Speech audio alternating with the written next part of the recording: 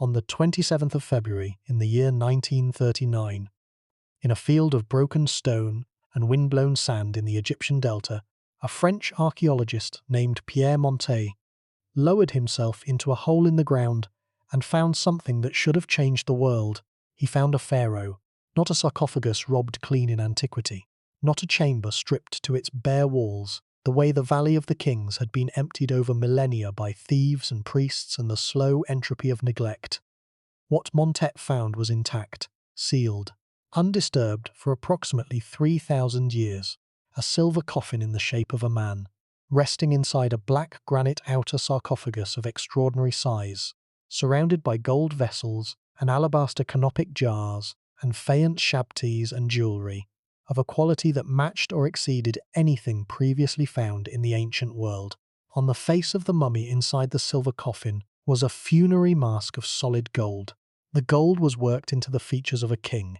Broad forehead, calm eyes, the slight upward curve at the corners of the mouth that Egyptian craftsmen gave their finest royal portraits, the suggestion of a man at peace with what he had accomplished and where he was going. This was Psusennes I, the third pharaoh of the 21st dynasty, ruler of northern Egypt for approximately 46 years, builder of the city of Tanis, priest-king at the hinge between two worlds. He had been lying in his silver coffin since approximately the year 1000 BCE, according to current scholarly estimates, waiting. The discovery was the most significant intact royal burial since Howard Carter opened the tomb of Tutankhamun 17 years earlier. In some respects, it was more significant. Tutankhamun was a minor king, a boy who ruled for 9 or 10 years and left almost no mark on Egyptian history except the golden spectacle of his undisturbed burial. Psusennes I was a king who ruled for nearly half a century, who built substantial monuments, who governed Egypt during one of its most complex and underappreciated periods. His burial equipment, silver coffin and golden mask, and the extraordinary array of funerary goods surrounding him was the work of craftsmen at the height of their skill, produced for a king who had the resources and the reign length to commission work of the highest quality, and nobody heard about it. When Montet's dispatches reached Paris and the newspapers of Europe, the front pages were not about a silver pharaoh in the Egyptian desert. They were about Adolf Hitler and the remilitarization of the Rhineland. They were about the collapse of the Munich Agreement. They were about the German occupation of Czechoslovakia, which happened 11 days after Montet's discovery. By the 1st of September of 1939, 6 months after the silver coffin was opened, the German army had invaded Poland. By June of 1940, German troops were in Paris. The world's greatest Egyptological discovery, in nearly 2 decades, was buried under the noise of the worst war in human history. The Cairo Museum placed the treasures in storage for safekeeping, away from the chaos of wartime. The publication of Montet's findings was delayed. The international scholarly community, disrupted by war, evacuation and occupation, could not immediately process what had been found. And when the war ended, when the scholarly world returned to its ordinary work, the discovery of Tutankhamun had already had 20 years to settle into popular consciousness, had already produced the books and the lectures and the museum exhibitions that make an archaeological discovery permanent in the cultural imagination. The silver pharaoh of Tanis had had 6 months. The result is one of the most remarkable asymmetries in the history of Egyptology. Ask anyone who has a passing interest in ancient Egypt to name a pharaoh whose intact burial was discovered in the 20th century, and they will say Tutankhamun. Ask them if they have ever heard of Psusennes I, and most will say no. The two discoveries are not of equal historical significance. Tutankhamun will always be more important because of what his tomb revealed about New Kingdom burial traditions and royal material, culture, but the disparity in public consciousness is absurd. Psusennes I rests in the Cairo Museum with a golden mask on his face and a silver coffin in which he has lain for 3,000 years, and most of the world does not know his name. By the end of tonight, you are going to understand why Psusennes I matters. You are going to understand who he was, what he built, how he was buried, and why the civilization he represented is one of the most undervalued chapters in the entire story of ancient Egypt. You are going to understand why a silver coffin is not a lesser thing than a golden one. but a different kind of wealth entirely, and what it tells us about the world Psusennes inhabited. And you are going to understand why the city of Tanis, built from the bones of a dismantled capital, is one of the strangest and most layered archaeological sites on the planet, a place where the past cannibalizes itself in ways that still confuse and astonish the scholars who study it. If you find this kind of buried history as compelling as we do, take a moment to like this video or subscribe to the channel. It is a simple action, but it helps this kind of research reach the people who are most likely to care about it. Now let us go to Tanis. Let us find the Silver Pharaoh. To understand Psusennes I, you must first understand the world he was born into, and that world was a broken version of something that had been magnificent. The Egypt that Psusennes inherited was not the Egypt of Ramesses II. It was not the Egypt of Thutmose III, whose armies had marched to the banks of the Euphrates, and who had listed among his spoils the tribute of 17 foreign kingdoms. It was the Egypt that came after all of that. The Egypt of the Third Intermediate Period, a name that sounds bureaucratic and minor, as if it were merely a gap between greater things, but which represents a 350-year span in which Egypt did not disappear, did not collapse, did not stop being a remarkable civilization, but remade itself under conditions of fragmentation, external pressure, and internal competition that would have destroyed less resilient cultures entirely. The New Kingdom had ended, as we explored in another episode, with the death of Ramesses XI around 1070 BCE, according to current scholarly consensus. The last pharaoh of the 20th dynasty died, leaving an Egypt that was already functionally divided. The northern delta region governed by the Tanite kings, the southern Nile Valley governed in practice by the High Priests of Amun at Karnak. The man who had effectively run Upper Egypt in Ramesses XI's final years, the High Priest Herihor, had already placed his name in a cartouche and performed royal functions that technically required pharaonic authority. His successor Piank continued the same arrangement, and Piank's successor, his son, was a man named Pinagem. Pinagem I was the father of Psusennes I, and his story is itself extraordinary. He served first as High Priest of Amun at Karnak, governing Upper Egypt in the by then established tradition of priest kings who held priestly titles while performing royal functions.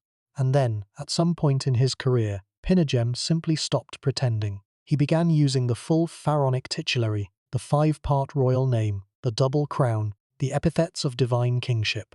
He had himself depicted in the canonical royal proportions on temple walls. He commissioned building work. He performed state rituals. He was, in every functional sense, a king, and he eventually formalized what practice had already established. The line between high priest and pharaoh had been blurring for a generation. Pinagem erased it. But here is the complexity that makes this period so interesting and so often misunderstood. While Pinagem I was evolving from high priest to king in the south, there were already kings ruling in the north. The 21st dynasty had been established at Tanis, in the eastern Nile Delta, beginning with a king named Nesbanebjed, called Smendes by the Greeks, who had been governing the north even before Ramesses XI's death, and who is counted as the first pharaoh of the new dynasty, from approximately 1070 BCE. These two lines of authority, the Tanite kings in the north and the priest rulers in the south, coexisted, intermarried, and cooperated in ways that scholars spent much of the 20th century trying to untangle. They were not enemies. They were frequently the same family, connected by the kind of dynastic marriages that were the standard tool of ancient political management. Psusennes I was born into this arrangement. His father Pinagem I ruled the south from Thebes, associated with the Amun temple and the great religious tradition of Upper Egypt. His own rule would be based in the north, at Tanis, where he would reign as the third Tanite pharaoh for a period that most scholars now estimate at approximately 46 years, beginning around 1047 BCE and ending around 1001 BCE. To appreciate what that reign meant, you need to understand the city he ruled from. Tanis stands today in the northeastern Nile Delta, not far from the modern town of San el-Hagar, a wide field of rubble and excavation trenches and wind-worn granite blocks, most of it sitting just above the water table that rises and falls with the seasonal behavior of the groundwater under the delta. The site is impressive in an archaeological sense. It covers a large area, it contains evidence of substantial building activity, it has yielded an astonishing quantity of statuary, inscribed blocks, and portable artifacts, but it is not visually dramatic in the way that Karnak or Luxor or Abu Simbel is dramatic. There are no standing colonnades, no preserved painted chambers, no processional avenues leading to upright pylons. Tanis is a field of fragments. Understanding why Tanis looks the way it does requires understanding where it came from. In the reign of Ramesses II, the great city of Ramesses stood in the eastern Nile Delta, approximately 30 kilometers southwest of where Tanis now sits. Ramesses was Ramesses II's capital, the city he built as the base for his campaigns in Canaan and Syria, the city he described in hyperbolic terms in his own inscriptions as the most magnificent place on earth, the city where every roof was of silver and every door of gold, and the granaries overflowed with abundance. The inscriptions were propaganda, of course, but the city was real. Archaeological work at the modern site of Cantir has confirmed that Ramesses covered an area of several square kilometers, had a substantial military presence, and was one of the largest urban centers in the ancient Near East during the 13th century BCE. Ramesses was built.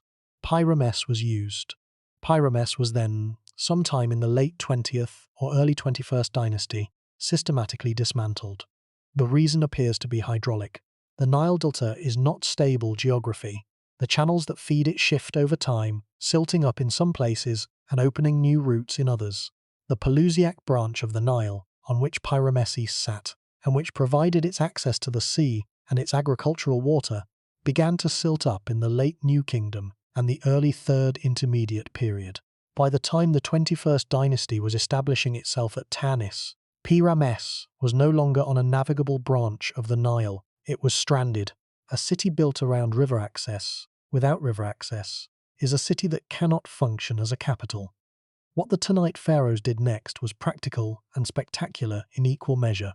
They moved Ramesses to Tanis, not the population alone, the stones, the inscribed blocks, the colossal statues, the obelisks, the sphinxes, the architectural elements of Ramesses' temples and administrative buildings were transported approximately 30 kilometers northeast and reinstalled at Tanis.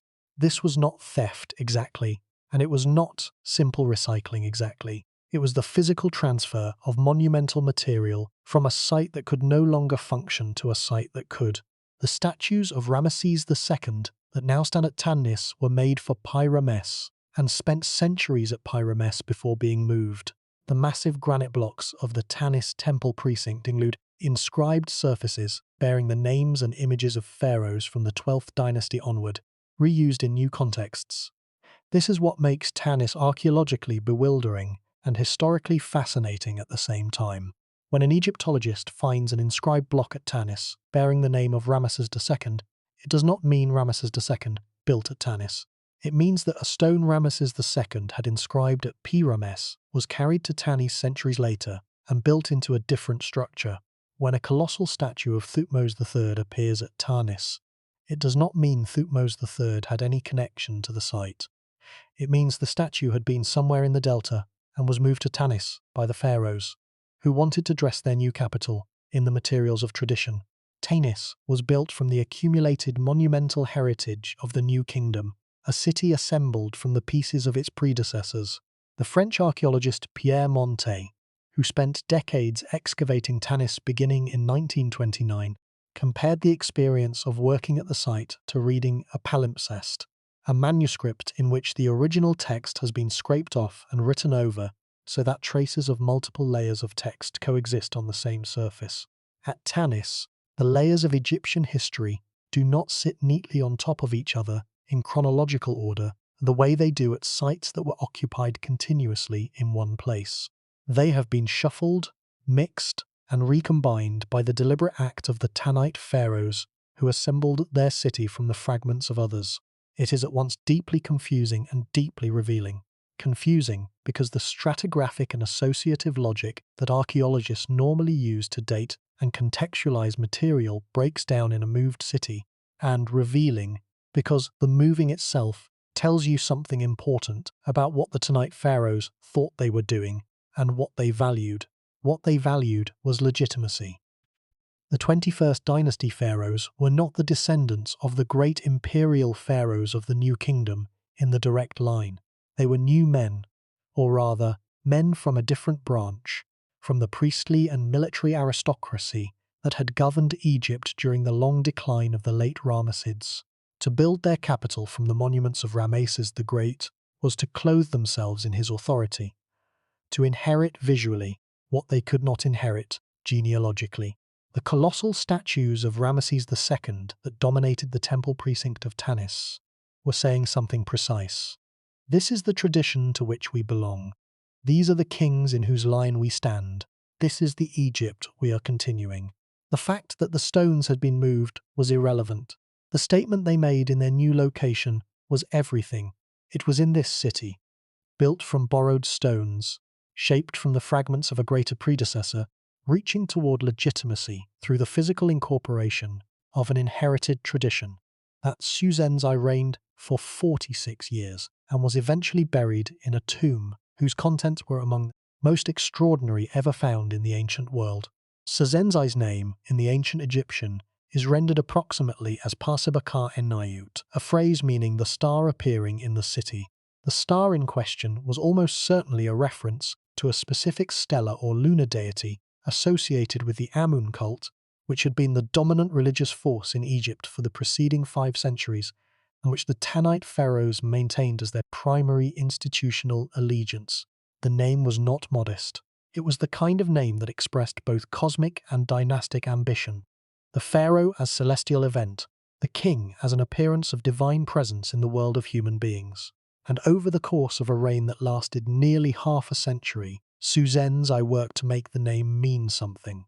The building program at Tanis, under Psusennes I was substantial.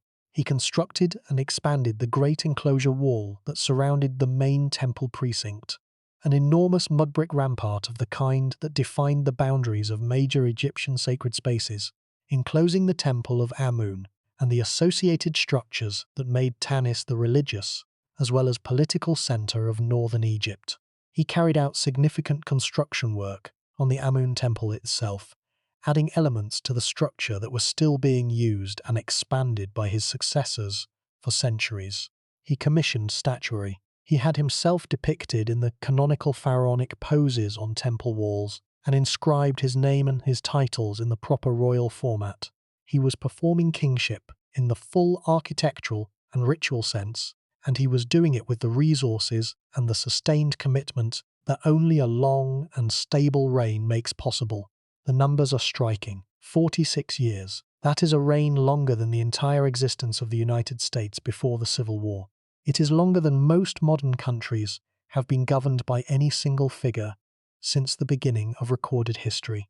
In the context of ancient Egypt, where the average reign length across all dynasties was somewhere between 10 and 15 years, a reign of 46 years was exceptional, placing Psusennes I in the company of the greatest long-reigning pharaohs, Ramesses II, Thutmose III, Amenhotep III. The length of a reign is not, in itself, a measure of greatness. History has plenty of long-reigning mediocrities, but combined with the archaeological evidence of sustained building activity and the extraordinary quality of his burial equipment, the length of Psusennes I's reign tells us something important. This was a man who governed Egypt during a period of relative stability, who commanded sufficient resources to commission fine work, and who was not interrupted in the middle of his program by invasion, coup, or premature death. The third intermediate period produced many things. Psusennes I was one of its finest products. But here is what makes the story of Psusennes I not merely the story of a competent pharaoh running a functional kingdom in a complicated era. It is the story of what Pierre Montet found in the winter of 1939 in the ruins of Tanis, and what that finding revealed about a world and a king that history had very nearly lost entirely. Pierre Montet was 50 years old when he first arrived at Tanis in 1929. He was a professor at the University of Strasbourg, a man who had spent his career studying Egyptian material culture and who had identified Tanis as a site of potentially extraordinary archaeological value based on the quantity of monuments and, inscribed blocks that earlier visitors and collectors had reported seeing there. The site had been visited before. The great 19th century Egyptologist Auguste Mariette had conducted some work there in the 1860s, but it had never been subjected to systematic, modern excavation. Montet was going to change that. He arrived with a French mission, with funding, with the permits that the Egyptian Antiquities Service issued for formal archaeological work, and with the patience that serious excavation requires. Tanis is not an easy site. The groundwater level is high, which means that digging below a certain depth immediately encounters water and mud. The site is large, which means that meaningful coverage requires years of consistent work. The stratigraphy is complicated by the moved stones and the multiple phases of occupation, which means that standard archaeological interpretation tools have to be applied with unusual care. Montet spent the entire decade of the 1930s working at Tanis, year after year, clearing rubble and mapping structures and publishing his findings in the meticulous French academic manner that produces scholarship of lasting value but not headlines.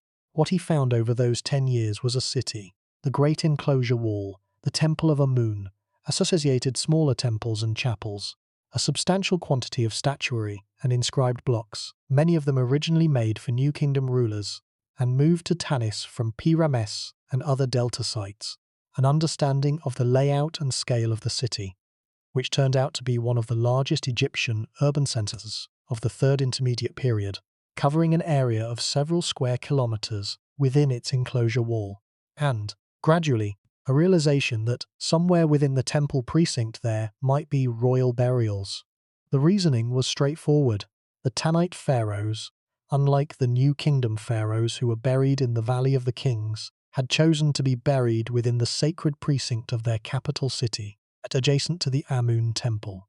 This was a significant change from New Kingdom tradition, which had used the remote valley in the Theban hills, specifically because of its security and inaccessibility.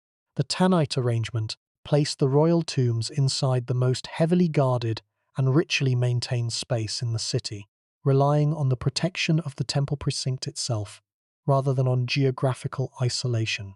It was a different solution to the same problem, keeping the royal dead safe in their elaborate burials until they completed their journey to the afterlife. Montet had found evidence of earlier Tanite burials, disturbed tombs, and scattered burial equipment from the reigns of earlier 21st dynasty kings. Before the winter of 1939, he knew the general area of the necropolis. He knew the kind of thing he was looking for.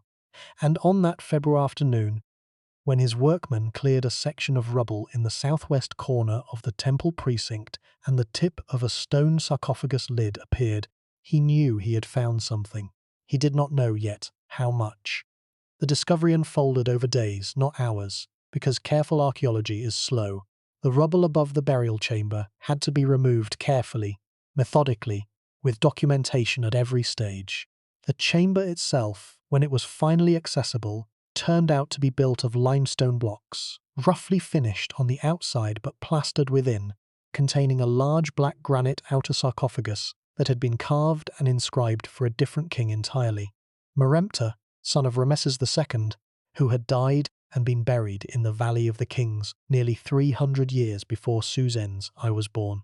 The Mentuhotep sarcophagus had been brought to Tanis and reused as the outermost container for the Tanite king's burial, another instance of the same recycling logic that had built the entire city. Inside the Mentuhotep sarcophagus was another sarcophagus, this one made of pink granite, inscribed for Psusennes I with the full pharaonic titulary and the standard religious texts that secured the king's afterlife journey. And inside the pink granite sarcophagus was the silver coffin. The coffin was anthropoid, shaped in the outline of a human body, with a human face modelled at the head end and the body wrapped in a feathered pattern that echoed the feathered wings of the protective goddesses of the funerary tradition. It was sealed with a silver lid that had been soldered shut. The surface was worked with a precision and an elegance that made it clear, even before it was opened, that this was the product of craftsmen at the height of their skill working on commission from a ruler who had the resources to demand the best. And it was made of silver, not gilded bronze, not gilded wood. Solid silver, the mined and smelted and worked product of a metal that, in the Egyptian world, carried its own specific symbolic weight. Gold was the flesh of the gods in Egyptian cosmology. It was associated with the sun, with eternity, with the divine substance that the pharaoh shared with the gods by virtue of his nature as the living Horus and the dead Osiris. Gold was the dominant precious metal of New Kingdom royal burial, from the solid gold death mask of Tutankhamun to the gold-covered shrine and the golden faience jewellery of the great 18th and 19th dynasty burials. The association of gold with divine kingship was so deeply embedded in Egyptian symbolic thought that it had become almost definitional. The pharaoh was gold, gold was the pharaoh. Silver was different. Silver was associated in Egyptian cosmology with the moon, specifically with the bones of the gods, as opposed to their flesh. The connection between silver and the lunar cycle, which governs the calendar that controlled the agricultural and religious life of the Nile Valley, gave silver its own sacred resonance. A silver coffin was not a lesser thing than a gold one. It was a thing of different meaning, connected to a different set of divine associations. The moon was the eye of the sky that watched through the night. The bones of the gods were the structures on which the divine substance rested. To be buried in silver was to be identified with a specific aspect of the divine order, one that was as ancient and as carefully considered as the solar associations of gold. Whether Psusennes I chose silver deliberately as a theological statement, or whether the choice reflected the practical availability of materials at Tanis in the early 1st millennium BCE, is a question that scholars continue to debate. The Third Intermediate Period was a time of reduced access to some of the raw materials that had flowed into Egypt during the imperial New Kingdom. The gold routes through Nubia, which had funded the spectacular burials of the New Kingdom pharaohs, were not as securely in Tanite control as they had been under the great imperial pharaohs. Silver, by contrast, came primarily from the Aegean and from Western Asia, through the trading networks that the delta-based Tanite pharaohs were well positioned to access. A silver coffin may have been, among other things, a practical expression of where Tanis sat in the international trade network of the early 1st millennium BCE. But the craftsmanship makes it clear that whatever the material considerations, the intention was not economy. The silver coffin of Psusennes I is not a cheaper version of something that would ideally have been gold. It is a masterpiece on its own terms, a work of funerary art produced by craftsmen who knew exactly what they were doing and had the skill and the time to do it superbly. When Monted's team opened the silver coffin and examined its contents in the Cairo Museum, where the burial equipment was transported for detailed study and conservation, they found that the mummy inside was in poor condition. The organic materials had not survived the high humidity of the groundwater environment, as well as the mummies of the Valley of Kings, which benefited from the extreme aridity of the Theban hills. But the golden mask that rested on the mummy's face was perfect. It is a large mask covering the face and the upper chest of the mummy in the standard Egyptian funerary mask style, worked in solid gold with inlaid eyes of black and white glass and lapis lazuli, the features rendered with the kind of calm idealization that Egyptian artists brought to their finest royal portraits. The face is broad, serene, neither young nor old, the slightly enigmatic expression that seems to look through the viewer rather than at them. The look of someone who has already arrived somewhere the living cannot follow. The scholars who first examined the golden mask of Psusennes, I compared it to the mask of Tutankhamun. Both are among the finest examples of Egyptian funerary metalwork ever found. Both express the full ambition of an artistic tradition at its most accomplished.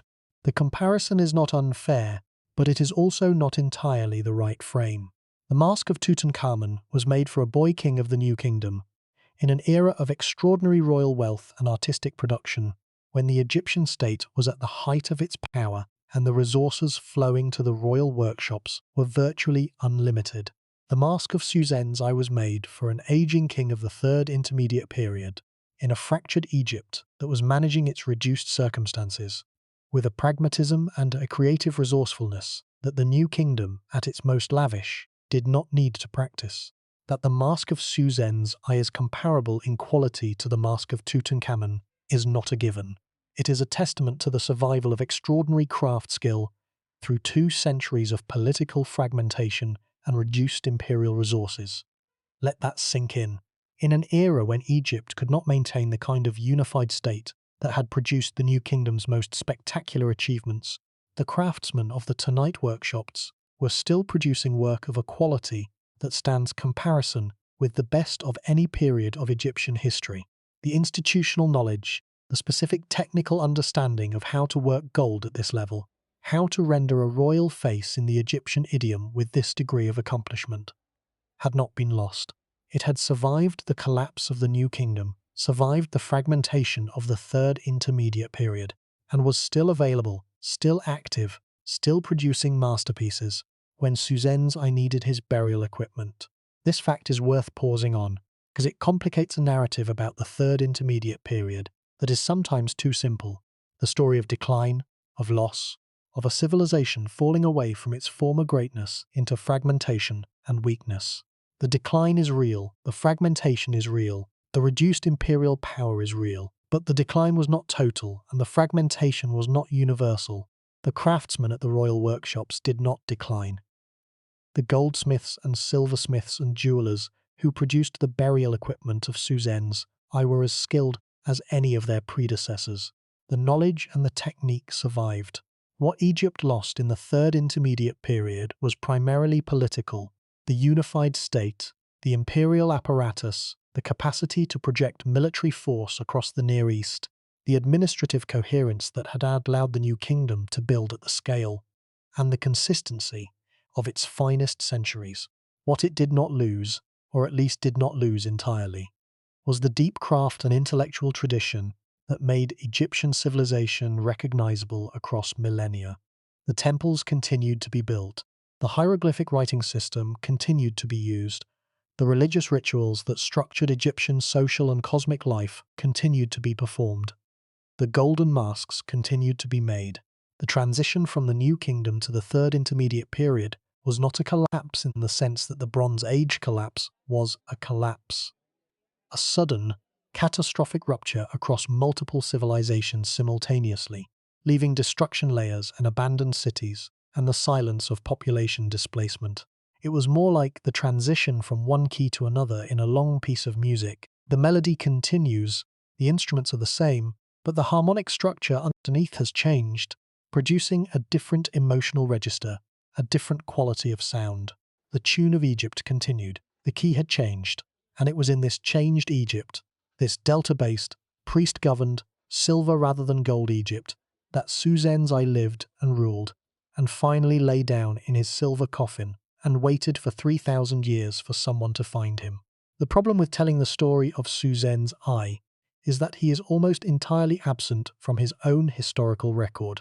This is not unusual for Third Intermediate Period pharaohs, and it is not even unusual by the standards of ancient history in general, where the evidence is always fragmentary, and the silences are always larger than the speech.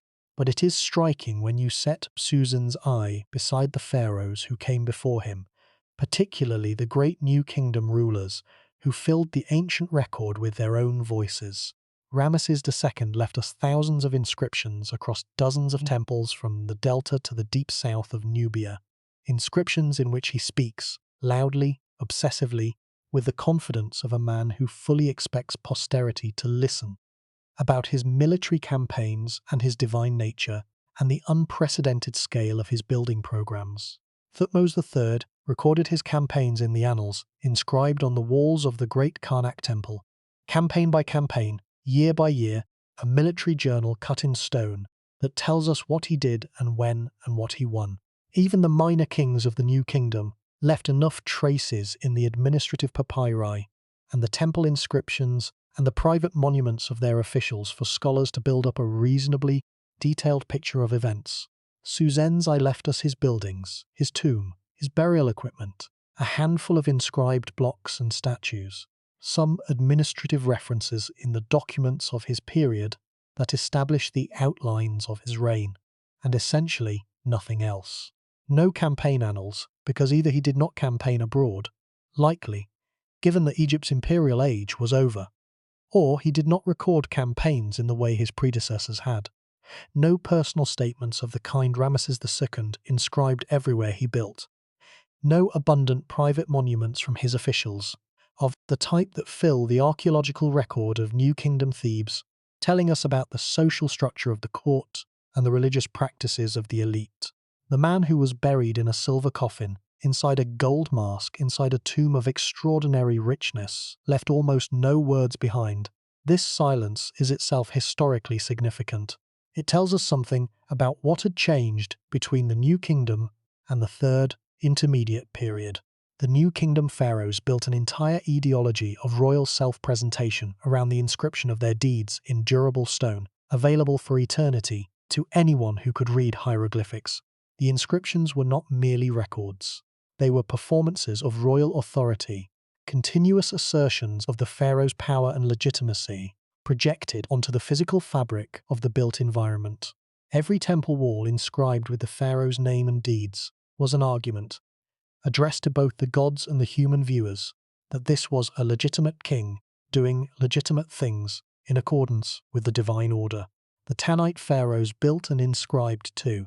The evidence from Tanis includes enough inscribed material to confirm that the 21st dynasty pharaohs were participating in the same tradition of royal self-presentation. But the scale was different. The resources available for large-scale building programs were smaller. The administrative apparatus for coordinating the production of inscribed monuments across the country was less coherent. The competition with the Theban priest kings for the same tradition of legitimacy may have produced a different distribution of the available resources, with the Tanite kings building primarily at Tanis and the Theban priests building primarily at Karnak and the surrounding region. The result is a thinner record than the New Kingdom provides, and within that thinner record, Psusennes I is among the most sparsely documented of his dynasty. What we know with confidence is structural rather than narrative. We know when he ruled, approximately, and for approximately how long. We know where he built and the general character of his building program at Tanis. We know how he was buried, because Piemonte found the burial intact. We know his family relationships, his father Pinegem I, his mother Henutawvi, his wife Mut-Nejmet, his son and successor Amenemop, who was buried in an antechamber of his own tomb. We know, from the titles and the burial equipment, that he held both pharaonic and high priestly authority, embodying the intersection of political and religious power that characterized the northern branch of the divided Egyptian ruling class. And we know, from the evidence of his tomb's contents, that he commanded extraordinary wealth and extraordinary craft skill in the service of his burial. The tomb itself was not large by New Kingdom standards. The valley of the king's tombs of the great 19th and 20th dynasty pharaohs were cut deep into the limestone of the Theban hills, with long descending corridors, multiple halls, and large burial chambers decorated with thousands of square meters of painted and carved religious texts and scenes. The tomb of Seti I, one of the finest in the valley, extends more than 130 meters into the rock. The tomb of Psusennes I at Tanis was built from limestone blocks, not cut into native rock, and its burial chamber was modest in comparison, essentially a room with an antechamber contained within the architectural fabric of the temple precinct rather than excavated beneath it. But the modesty of the physical space was emphatically not reflected in what was placed inside it. The inventory of objects found in the burial chamber and the associated rooms, published by Montet in the years after the excavation, runs to hundreds of items. The silver coffin and the golden mask have already been described, but they were surrounded by treasures of a kind and quality that, taken as a whole, represent one of the most significant collections of ancient Egyptian luxury material ever found intact. The canopic vessels, the 4 jars that held the preserved organs of the deceased, were made of alabaster with stoppers carved in the form of the royal face. The shaptis, small figurines placed in the burial to serve the king in the afterlife, were numerous and finely made. There were gold and silver vessels, cups, bowls, libation vessels, storage containers, all inscribed with the royal name and titles. There were items of personal jewelry, pectorals of gold and semi-precious stone, bracelets of gold and lapis lazuli and carnelian, rings, amulets, collar necklaces of the elaborate beaded type that Egyptian jewelers had been perfecting for 1500 years. There were ritual objects of gold and gilded wood. There were items so fragile that they had partially deteriorated in the damp of the delta, preserving only the metalwork and stone elements, while the organic materials, wood, linen, leather, had been consumed by the humidity, and buried in what was technically a side room accessible from the main chamber. Montet found the intact burial of a man named Wenje Bawengid was a general and high priest, a senior official of Psusennes' court, who had apparently been accorded the extraordinary honor of burial within the pharaoh's own tomb complex. His burial was largely intact and contained items of such quality that they rivaled what had been found in the royal chamber. His own coffin was of silver. His funerary mask was of gold. He had gold and silver vessels, jewellery, shapties, canopic equipment. The quality of the goldwork in Wenje Bawengid's burial assemblage was, in some pieces, arguably the finest in the entire assemblage from the Tanis tomb complex. The inclusion of Wenje Bawengid's burial within the royal tomb tells us something about the social structure of the Tanite court. This was a king who honoured his most senior official with a burial that, in material terms, came close to equaling the royal burial itself. This was not unprecedented in Egyptian history. Private burials of high officials could be lavish, and their goods sometimes approached royal quality. But the deliberate inclusion within Pharaoh's own protected tomb space was a specific statement about the relationship between the king and his general. The sharing of sacred burial space implied a sharing of divine protection, an extension of the pharaoh's own afterlife guarantee to the man who had served him most faithfully in life.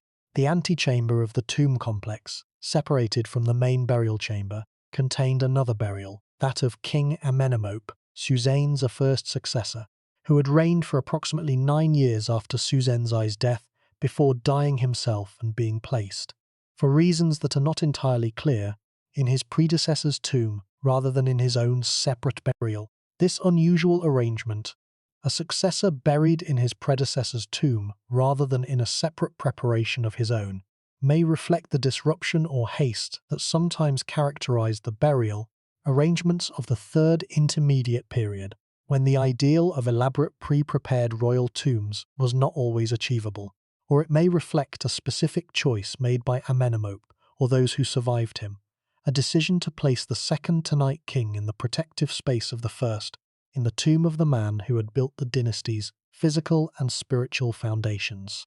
In either case, the accumulation in the Tanis tomb complex, the silver coffin of Psusennes I, the golden mask, the burial of Wenje Bawengid, the burial of Amenemop, the hundreds of objects representing the wealth and craft skill of the early 21st dynasty, represents an extraordinary window into a period of Egyptian history that is poorly understood and underappreciated. And here is what makes this truly remarkable.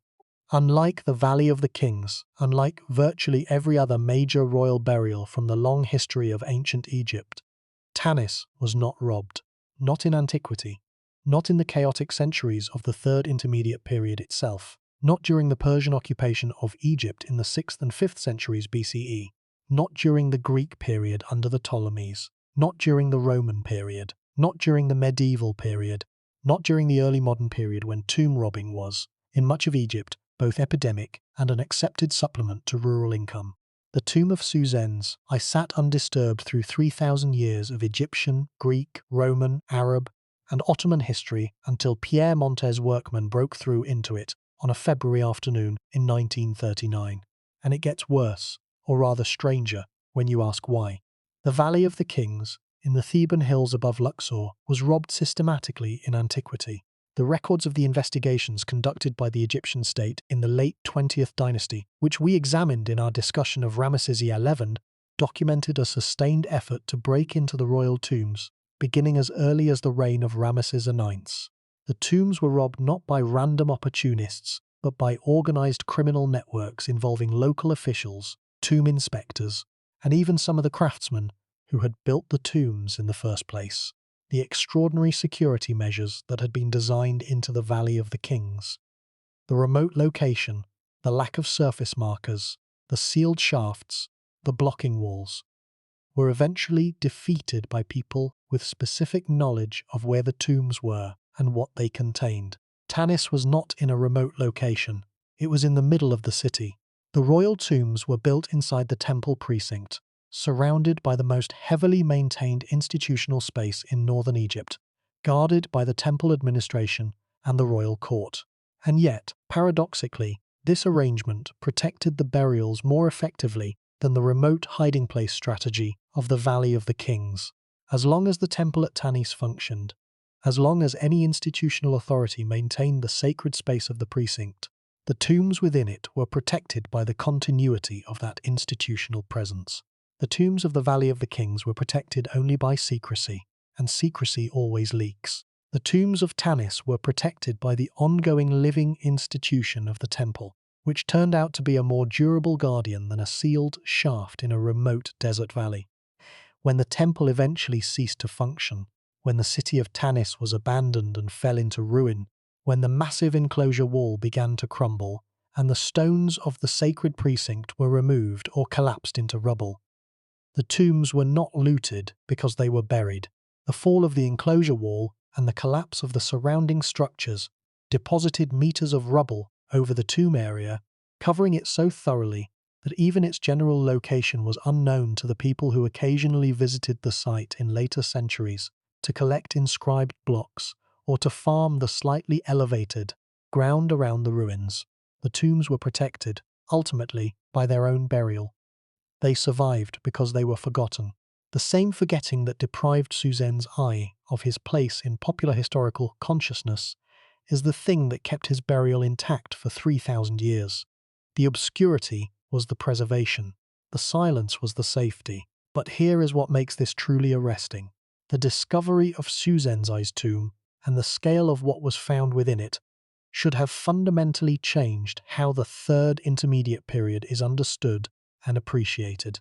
It should have made clear that the fragmentation of the late New Kingdom and the early post-imperial era did not mean the end of Egyptian royal wealth, Egyptian craft excellence, or Egyptian institutional capacity. It should have placed Tanis on the map of essential Egyptian archaeological sites alongside Thebes and Memphis and Amarna. It should have made the name Psusennes I as familiar as the name Tutankhamun. It did none of these things because 6 months after the discovery, the world went to war.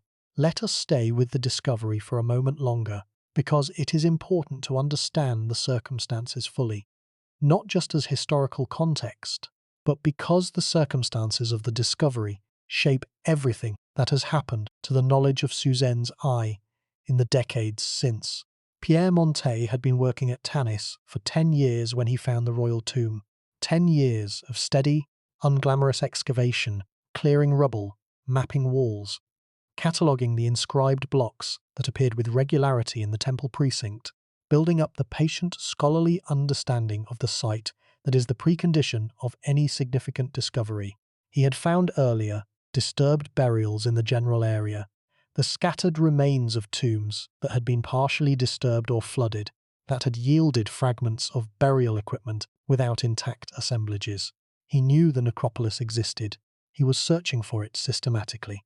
When the intact tomb appeared in February of 1939, Montet handled it with the care it deserved. He documented, he photographed, he moved material to the Cairo Museum for proper study and conservation. He wrote to Paris. He filed reports with the Egyptian Antiquities Service. He did everything correctly, and the world did not notice, because the world was watching the pieces fall into place for the worst war in its history. The German occupation of France in June of 1940 put Montet in a particularly difficult position. Strasbourg, where he held his university chair, was a city that had changed hands between France and Germany multiple times in living memory, and the German occupation brought specific pressures on French academic institutions. Montet continued his work in Egypt as best he could during the war years, returning to Tanis when circumstances permitted and continuing the excavation. The scholarly publications of his findings were delayed, partial, and produced under difficult conditions. The planned comprehensive publication of the Tanis royal tombs was eventually completed, but not until the early 1950s, by which time the excitement of any new discovery had long since dissipated. By 1950, when the scholarly world was finally able to read a full account of what Monte had found, the cultural appetite for Egyptological sensation had been satisfied by Tutankhamun. The discovery of the boy king's tomb in 1922 had created a worldwide fascination with ancient Egypt that had been fed, over the subsequent decades, by exhibitions, popular books, lectures, films, and the steady accumulation of coverage in the general press. Tutankhamun was already a cultural phenomenon. The addition of another intact royal burial, even one arguably more historically significant, was processed as an interesting footnote rather than a revolution. This is the archaeology of timing. Significance is not enough. Presentation matters, accessibility matters. The cultural moment into which a discovery lands matters enormously. Tutankhamun landed in a world that was ready for exactly what he offered. The glittering spectacle of intact royal burial, discovered dramatically after years of funded searching, announced to a press corps that was present at the site when the sealed doorway was opened. Psusennes I landed in a world consumed by industrialized mass killing.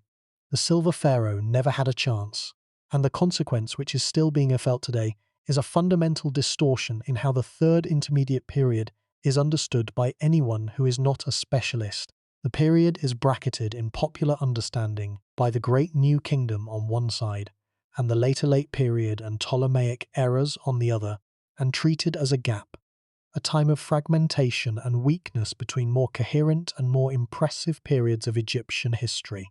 The discovery of Psusennes I should have complicated that picture. The golden mask and the silver coffin and the extraordinary jewels and vessels and shabtis should have made clear that the third intermediate period was not a gap. It was a distinctive phase of Egyptian civilization, producing its own kind of excellence on its own terms, deserving of attention and understanding rather than dismissal.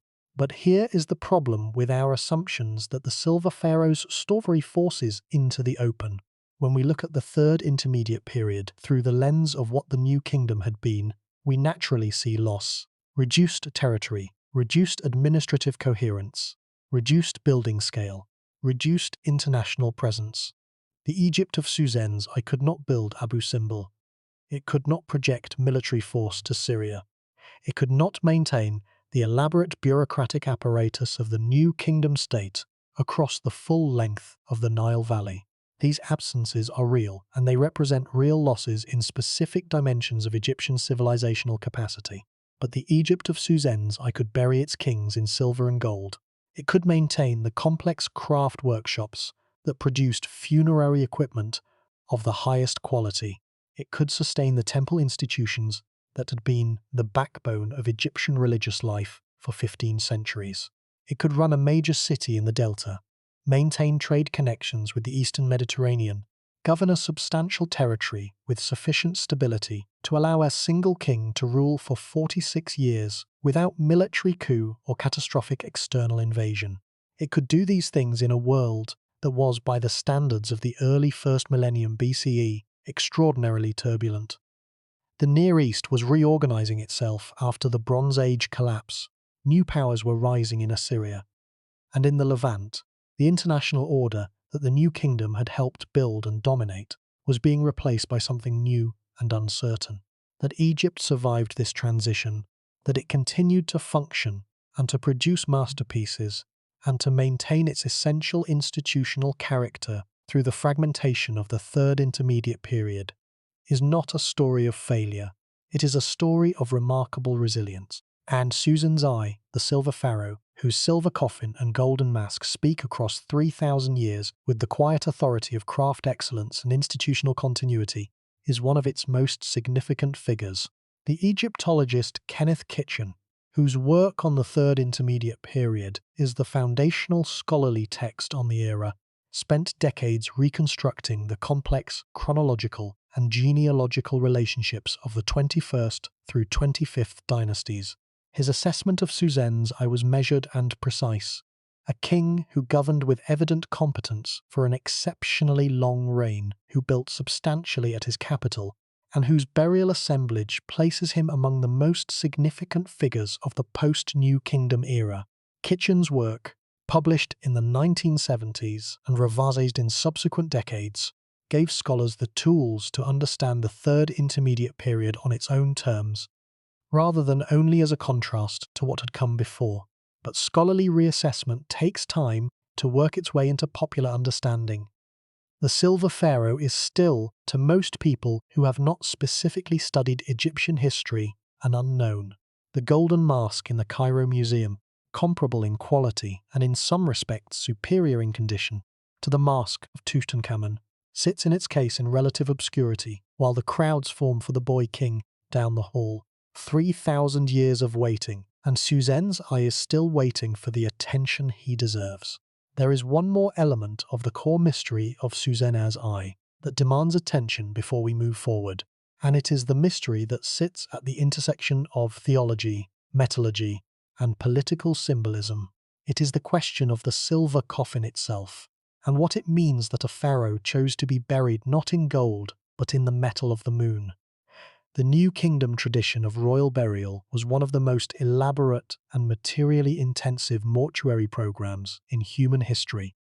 The tombs of the Valley of the Kings, with their kilometers of painted and carved corridors, their multiple chambers filled with gilded furniture and jewels and ritual objects, and the most carefully prepared organic mummies in antiquity, represented the concentrated output of state workshops operating for decades, sometimes for the entire length of a king's reign, producing the materials required for a successful royal afterlife.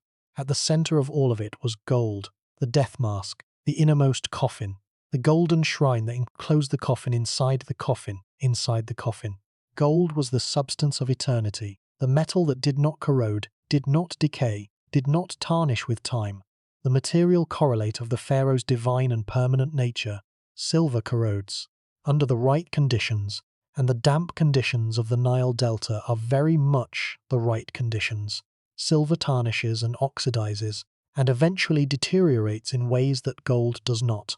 When Monted's team first described the silver coffin of Psusennes I in the archaeological literature, they noted that the silver had been affected by its long burial environment. The condition of the metal was not pristine. The surface had developed the patina that silver acquires over centuries. The coffin was magnificent, but it showed its age in a way that the golden objects surrounding it did not. The gold mask was still bright. The silver coffin had turned. This physical difference between gold and silver under burial conditions was not unknown to the Egyptians. They were sophisticated metallurgists who had worked with both metals for centuries and understood their properties. The choice of silver for the royal coffin was not made in ignorance of what silver does over time. It was made deliberately, and that deliberateness demands an interpretation.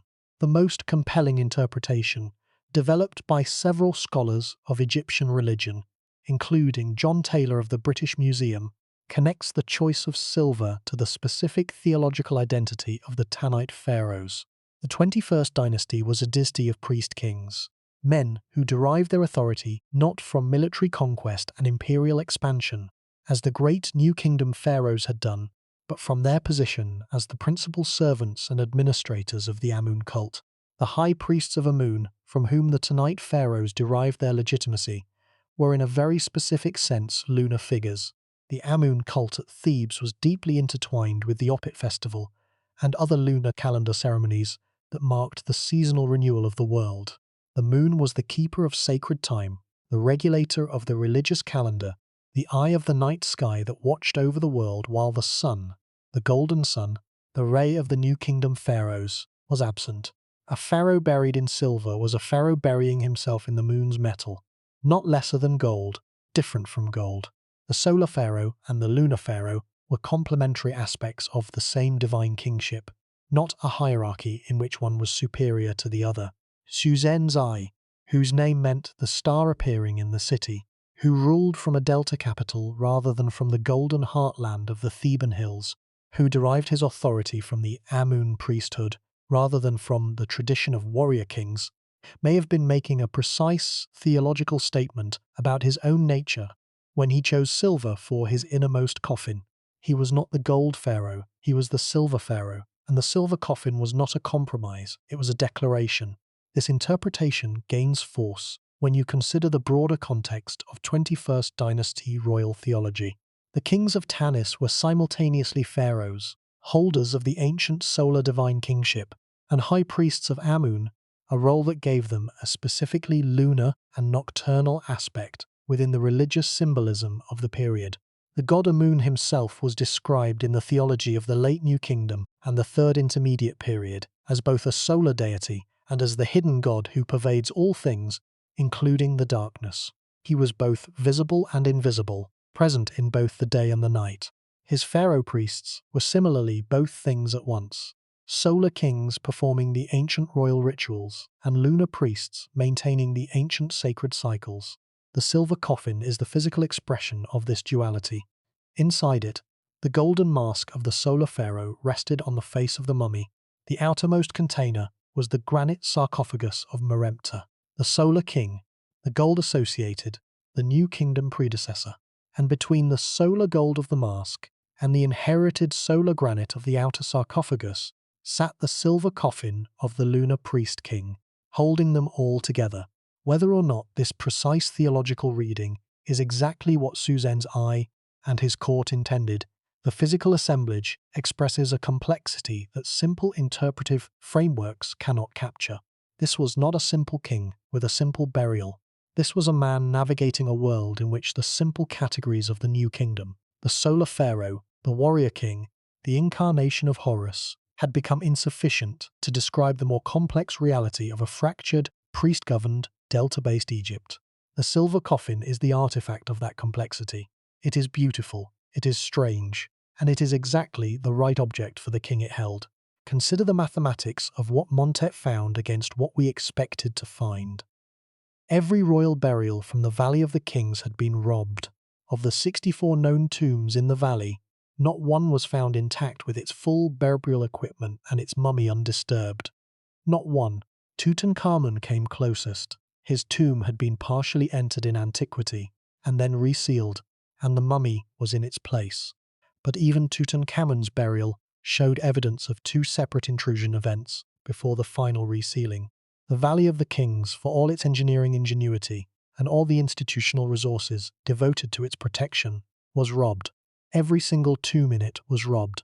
And then there is Tanis, in the muddy delta, in the ruins of a city built from another city's stones, where a king no one outside Egyptology has heard of lay undisturbed in his silver coffin for 3,000 years while the world forgot he existed.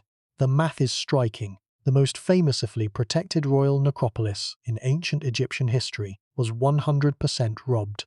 The modestly situated, politically complex, historically obscure royal necropolis in the Delta was not robbed at all. The thing that was supposed to work did not work. The thing that was not supposed to be the best strategy turned out to be the only strategy that actually worked. There is a lesson in that observation that we will return to.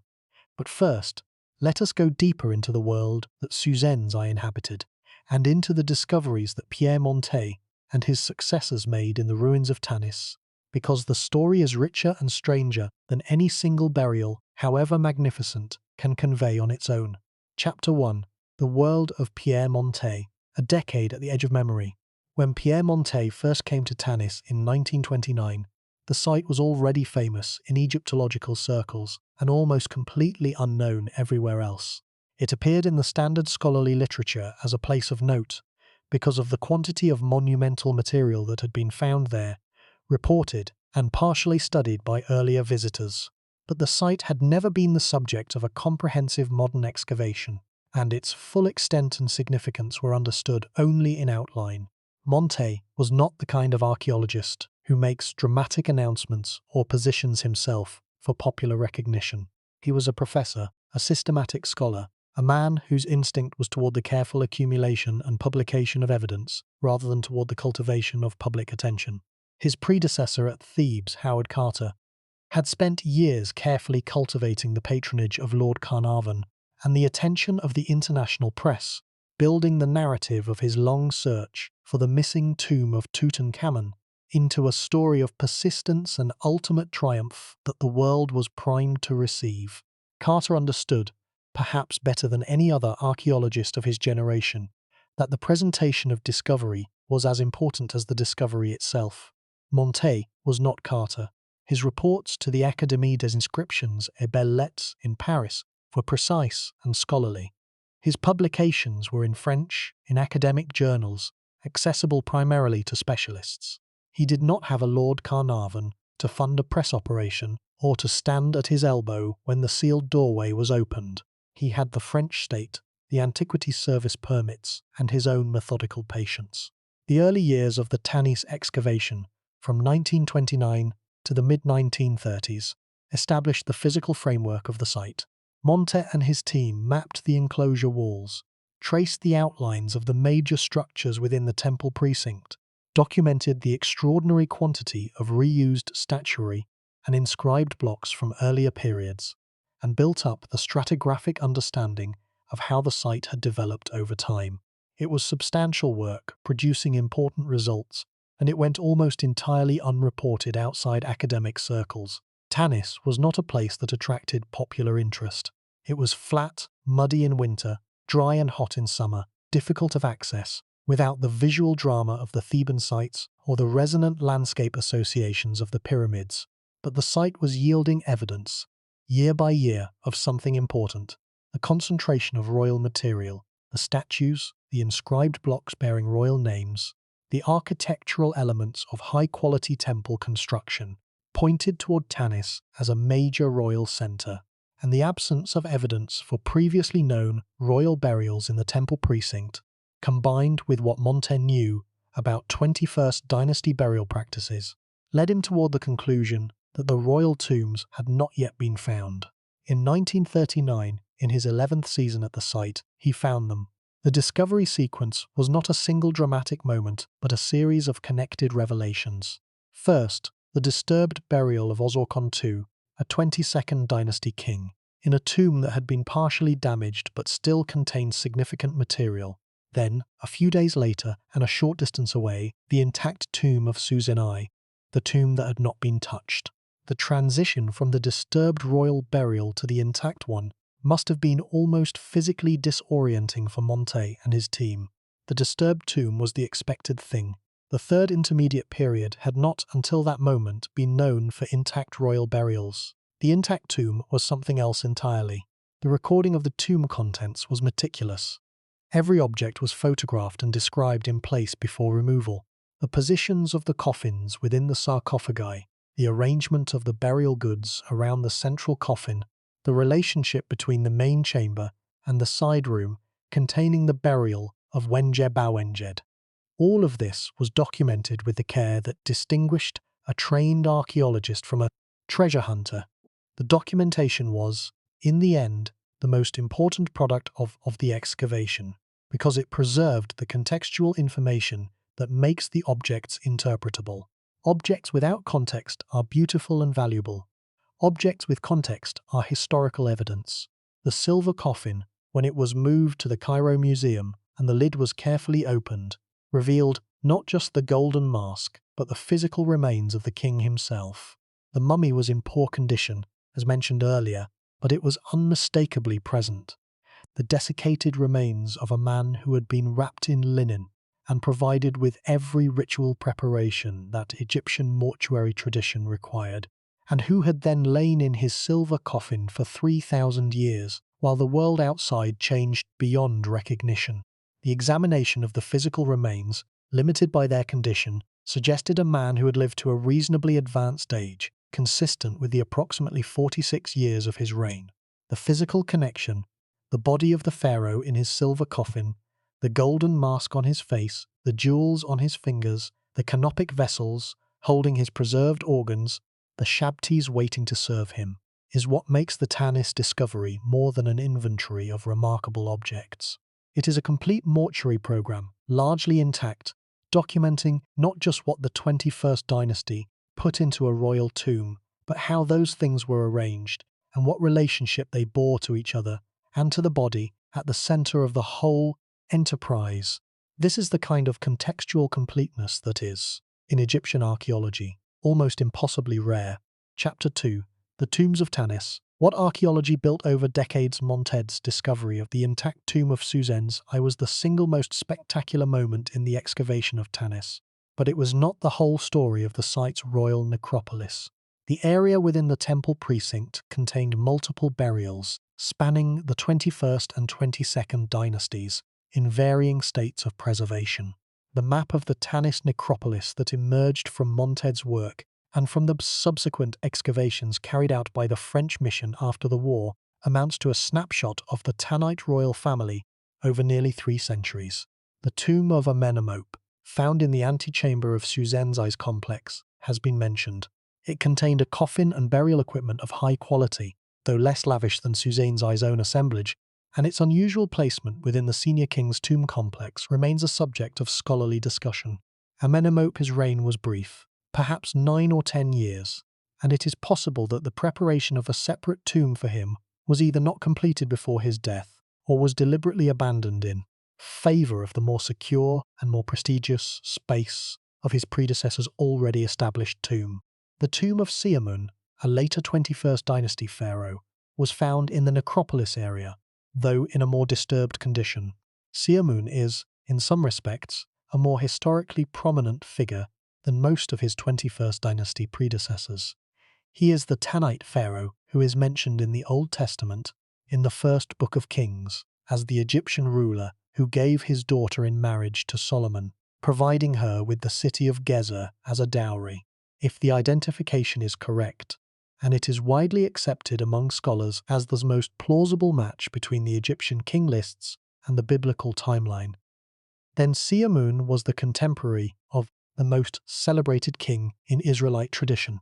The Egypt of Psusennes and his successors was the Egypt of the United Monarchy of Israel, the Egypt of David and Solomon, an Egypt that was diminished from its imperial height but still significant enough to be a player in the diplomatic arrangements of the Levantine world.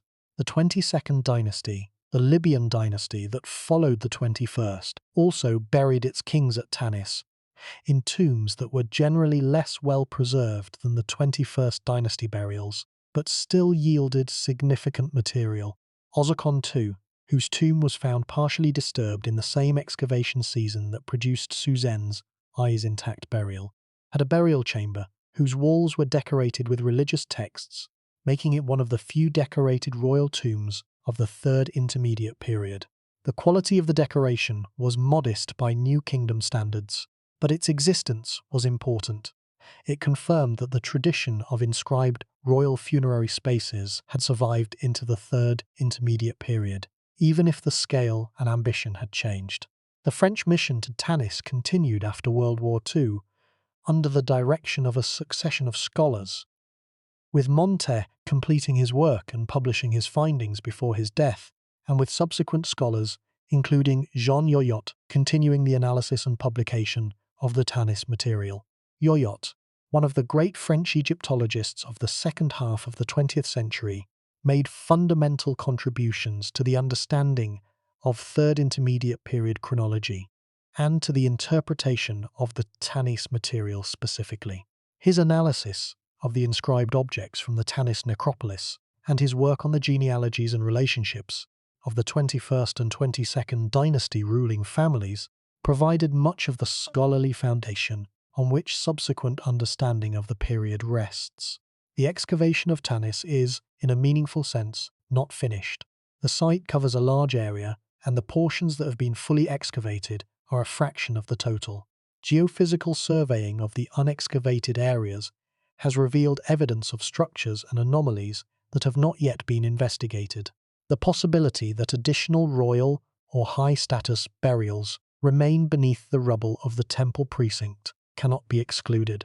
Tanis may still hold secrets of a significance comparable to, or even exceeding, what Montet found in 1939. Chapter 3.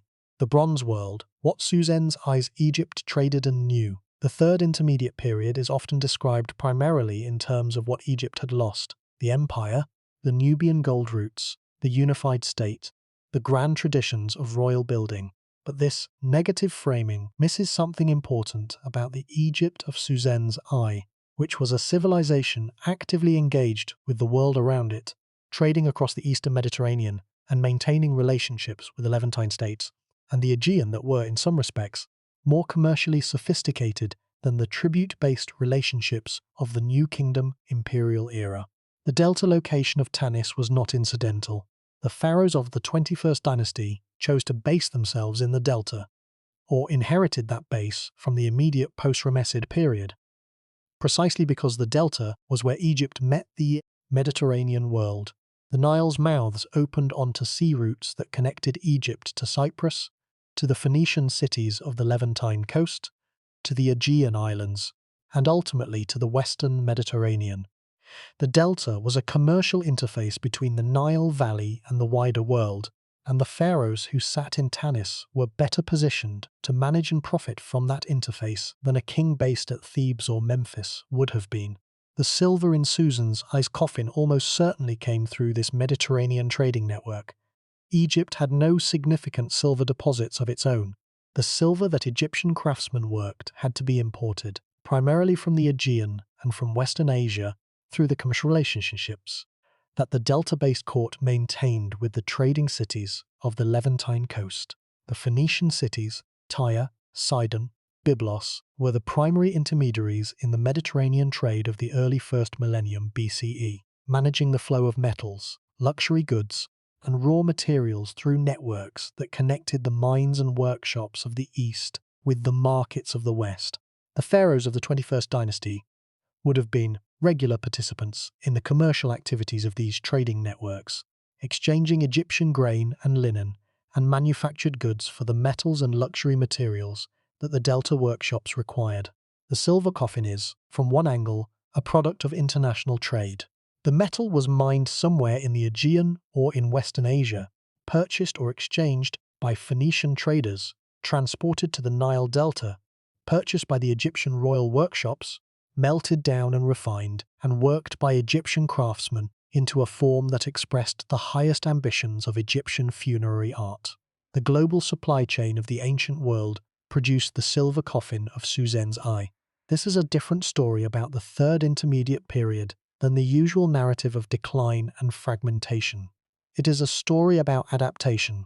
The New Kingdom had been an imperial power, extracting resources from conquered territories by military force. The third intermediate period state could not do that. What it could do was participate in the commercial networks that had been expanding since the Bronze Age, exchanging what Egypt had in abundance: agricultural surplus, manufactured textiles, skilled craftsmanship, for what it needed.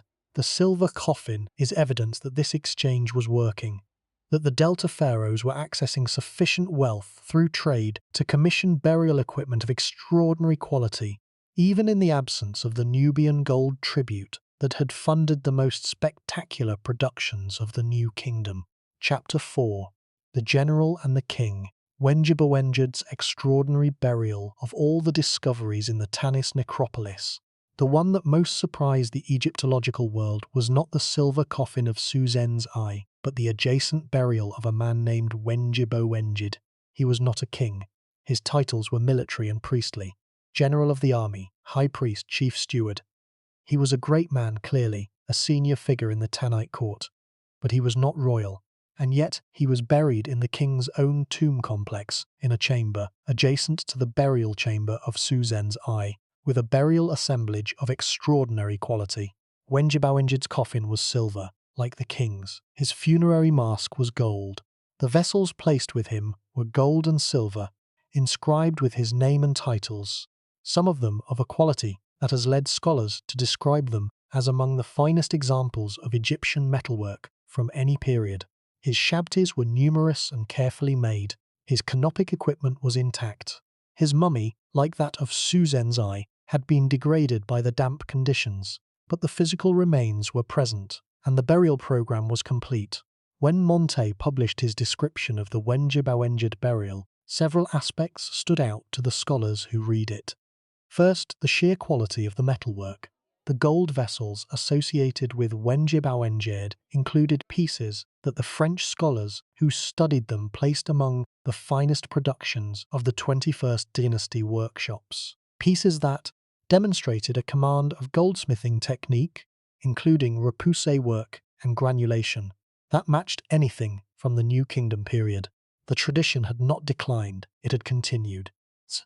Second, the presence in the Wenja burial of items bearing royal names, including pieces inscribed with the name of Psusennes I himself, suggesting that some of the burial equipment had been provided directly by the king as a gift to his honoured official.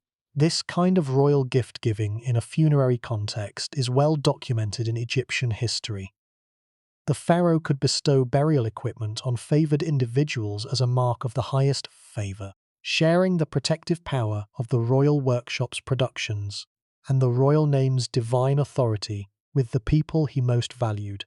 The presence of royally gifted items in Wenja burial indicates a relationship of exceptional closeness between the king and his general, a closeness that Psusennes chose to express in the most permanent and symbolically loaded way available, by sharing his own burial space and his own burial equipment with the man who had served him. The relationship between Psusennes I and Wenja is one of the most human elements of the Tanis discovery, and it is one of the least discussed. Behind the silver coffins and the golden masks and the scholarly debates about chronology and theology, there is a king and his general, and the evidence of a relationship significant enough that the king wanted to spend eternity in the same sacred space as the man he trusted most. We do not know the conversations they had, the campaigns they planned together, the crises they navigated, the friendship that may have grown from decades of shared rule.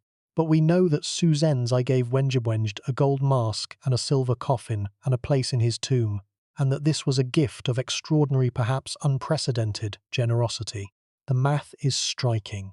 Psusennes I's reign of 46 years would have required decades of sustained military and administrative management to maintain the stability that a king can be assumed to have needed, given the complex political environment of the Third Intermediate Period.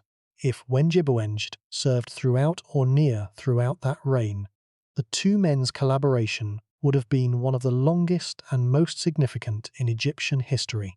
The burial says, in the language of gold and silver, something that no inscription records: "This man mattered to me in a way that outlasted everything else." Chapter 5. Ramesses and Tanis, the city that ate another city. The strangest fact about Tanis is the one that took Egyptologists the longest to fully understand. For much of the 19th and early 20th centuries, scholars working on the question of where exactly Ramesses II had built his great delta capital assumed that the inscribed blocks and colossal statues at Tanis, bearing the name of Ramesses II, indicated that Ramesses and Tanis were the same city, or at least closely related sites. The quantity and quality of the Rameside material at Tanis was so great that it seemed logical to assume that Tanis had been the site of the great Rameside capital. The realization that this was wrong came slowly, as archaeological work at the modern site of Cantir, approximately 30 kilometers southwest of Tanis, revealed evidence of the actual Ramesses beneath the cultivated fields, fragments of painted tile, the remains of a horse training facility of extraordinary scale, metalworking installations, and eventually, through geophysical survey, the outlines of a massive urban settlement of the Rameside period. Ramesses was at Cantir. The material at Tanis had been moved there. This realization, which was fully established by the work of the archaeologist Edgar Pusch at Cantir from the 1980s onward, transformed the understanding of both sites. Tanis was not Ramesses. It was the site that had inherited Ramesses' material culture, its monumental stones, its colossal statues, its obelisks. The physical fabric of Ramesses II's capital had been dismantled and transported to a new location, where it was incorporated into a new city, built by people who understood that legitimacy, in the Egyptian world, was in part a function of material continuity. Pusch's work at Cantir produced finds that had no parallel in terms of what they revealed about the actual Ramesses. The horse training facilities alone, a complex of long, narrow channels that appear to have been horse riding tracks associated with a military establishment, indicated a scale of military infrastructure consistent with what the inscriptions described as Ramesses II's base for his Syrian campaigns. The painted ceramic tiles from Ramesses, some of which had been moved to Tanis and some of which remained at Cantir, showed the elaborate decorative traditions of the Ramesses workshops in all their polychromatic complexity, and the geophysical survey revealed a city that extended across several square kilometers, one of the largest urban settlements in the ancient Near East at the time of its occupation. But Ramesses was gone, not burned, not violently destroyed, but systematically dismantled and moved. The process must have taken years, perhaps decades.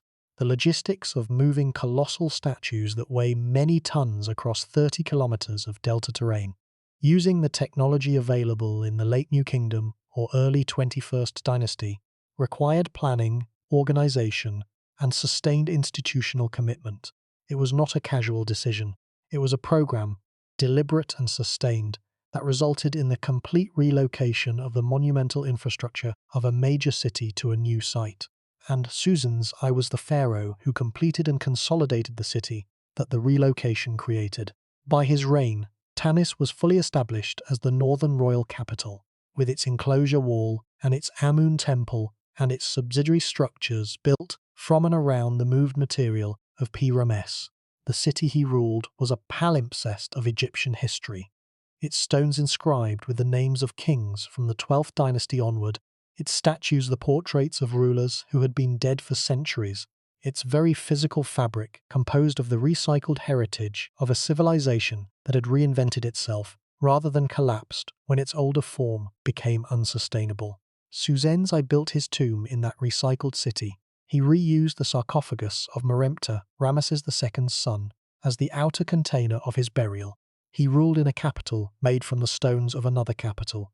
Every element of his world was, in some sense, inherited material used in new ways, and the result was a civilization that was genuinely remarkable, genuinely capable of producing masterpieces, genuinely worthy of the attention and the understanding that it has so rarely received.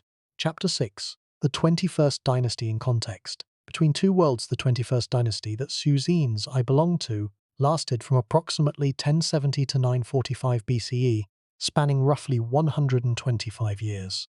It was, in historical terms, a period of global transition.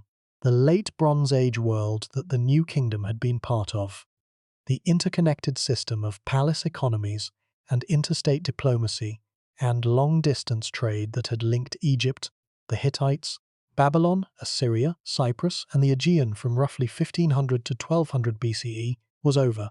The catastrophic disruptions of the 12th century BCE had ended that world, and the reorganization of the Near East that followed was producing the new political and cultural configurations that would define the Iron Age.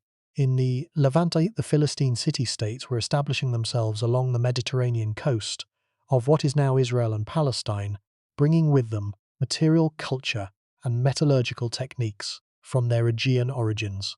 In the highlands of Canaan, the early Israelite polity was coalescing into the united monarchy associated with Saul, David, and Solomon. In Phoenicia, the cities of Tyre and Sidon were becoming the dominant commercial powers of the eastern Mediterranean, beginning the expansion of Phoenician trade networks that would eventually carry Phoenician settlements to the coasts of North Africa and Spain. In Assyria, the Middle Assyrian Kingdom was beginning the process of expansion that would eventually produce the Neo-Assyrian Empire, the most powerful military state the ancient Near East had seen. Egypt under the 21st dynasty was part of this changing world. It was not the dominant player it had been under Thutmose III or Ramesses II. It could not project military force into the Levant and demand tribute from Canaanite city-states. But it was present, engaged, maintaining diplomatic relationships, participating in trade, and occasionally intervening in Levantine affairs when circumstances permitted. The marriage alliance between Amun and Solomon, if it occurred as the biblical text implies, was exactly the kind of diplomatic engagement that the period's political dynamics both permitted and encouraged. Too weak to dominate, strong enough to be a useful partner, rich enough in grain and craftsmanship to make an attractive trading counterpart. Psusennes I's reign falls in the first half of this 125-year period. He was the third king of the dynasty, following Smendes I and Ahmose I, and he was by far the longest reigning. His 46 years encompassed a substantial portion of the dynasty's entire existence and provided the period of stability that allowed the Tanite capital to be consolidated, the building program to proceed, and the extraordinary burial equipment to be assembled. Without the long reign, the burial would not have been what it was. The silver coffin and the golden mask and the hundreds of associated objects represent the accumulated investment of decades of sustained royal patronage. A short-reigned king could not have commissioned work of this quality in this quantity.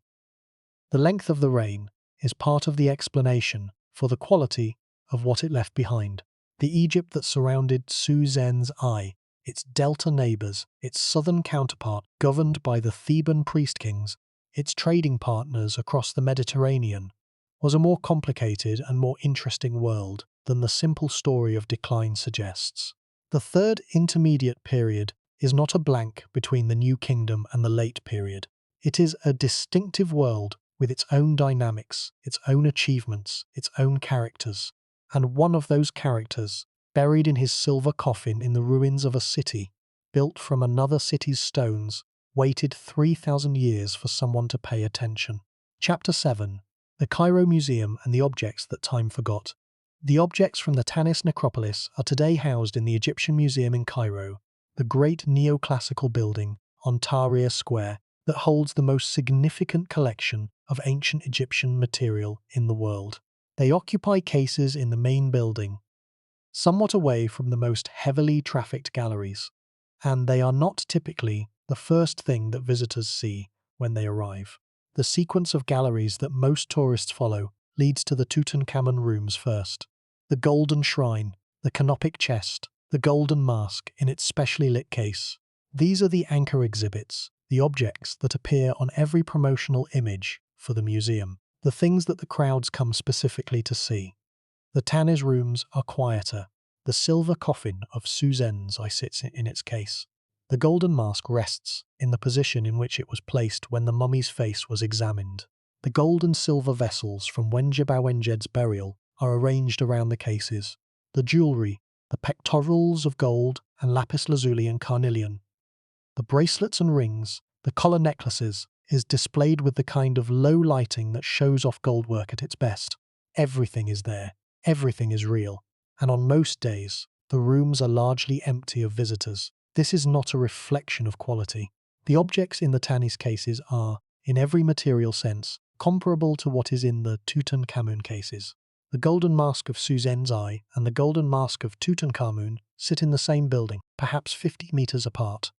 They were made within roughly 300 years of each other, by craftsmen working in the same tradition, producing the same type of object for the same purpose. Anyone who walks slowly between the two cases and looks carefully at both will find it genuinely difficult to say which is more accomplished, which more moving, which more fully the expression of a civilization at the top of its craft. But Tutankhamun's mask was photographed by Harry Burton in 1922, and those photographs appeared in the London Times and the New York Times, and every major illustrated periodical in the world. They went into school textbooks. They appeared on postage stamps and on the covers of popular history books and on the posters that decorated the walls of children's bedrooms. They became, over the course of a century, one of the most widely reproduced images in the history of photography. The face of Tutankhamun's mask is one of the most recognized images on Earth. The Mask of Psusennes I has no comparable story. Montet's photographs were published in French academic journals in the early 1940s during the war, reaching a limited audience. The comprehensive publication of the Tanis material appeared in 1951 and 1960, in French, in volumes that were read by specialists, and almost nobody else. The face on the golden mask of Psusennes I, the broad forehead, the calm eyes, the slight upward curve at the corners of the mouth, has appeared in a handful of popular books on Egyptian history, in a few documentary films, in the Egypt rooms of several major exhibitions. But it has not entered the cultural bloodstream in the way that the face of Tutankhamun's mask has entered it. It is there, in the museum, waiting, and most of the people who walk past it do not know whose face it is. Chapter 8. The Fragmented Kingdom. the south while Psusennes ruled the north while Psusennes I was consolidating his rule at Tanis and commissioning the burial equipment that would eventually fill his silver coffin. The southern half of Egypt was governed by a different line of authority. The High Priests of Amun at Karnak, the successors of Herihor and Piunk, the men who had formalized the political reality of the late New Kingdom into a permanent institutional arrangement, continued to run Upper Egypt from Thebes with a combination of priestly authority and royal prerogative that had, by the reign of Psusennes I, become fully normalized. The relationship between the Tanite pharaohs and the Theban priest rulers was not one of simple hostility or competition. It was more nuanced than that. The two lines were connected by family ties. The daughter of Mentuhotep I, Psusennes I's own father, had been placed in the Theban priestly establishment as a god's wife of Amun, the highest religious office available to women in this period. The god's wife institution was a significant power in its own right. The holder of the office controlled substantial temple revenues and held a religious authority that gave her real political weight in Theban affairs. By placing his daughter in this role, Mentuhotep I had ensured a degree of Tanite influence in the south, while accepting the practical reality that direct royal governance of Upper Egypt was beyond the Tanite pharaoh's capacity. The division was therefore both real and managed. Real because two different administrative systems operated in the two regions, with different ruling families, different institutional cultures, and different practical orientations toward the challenges of governance.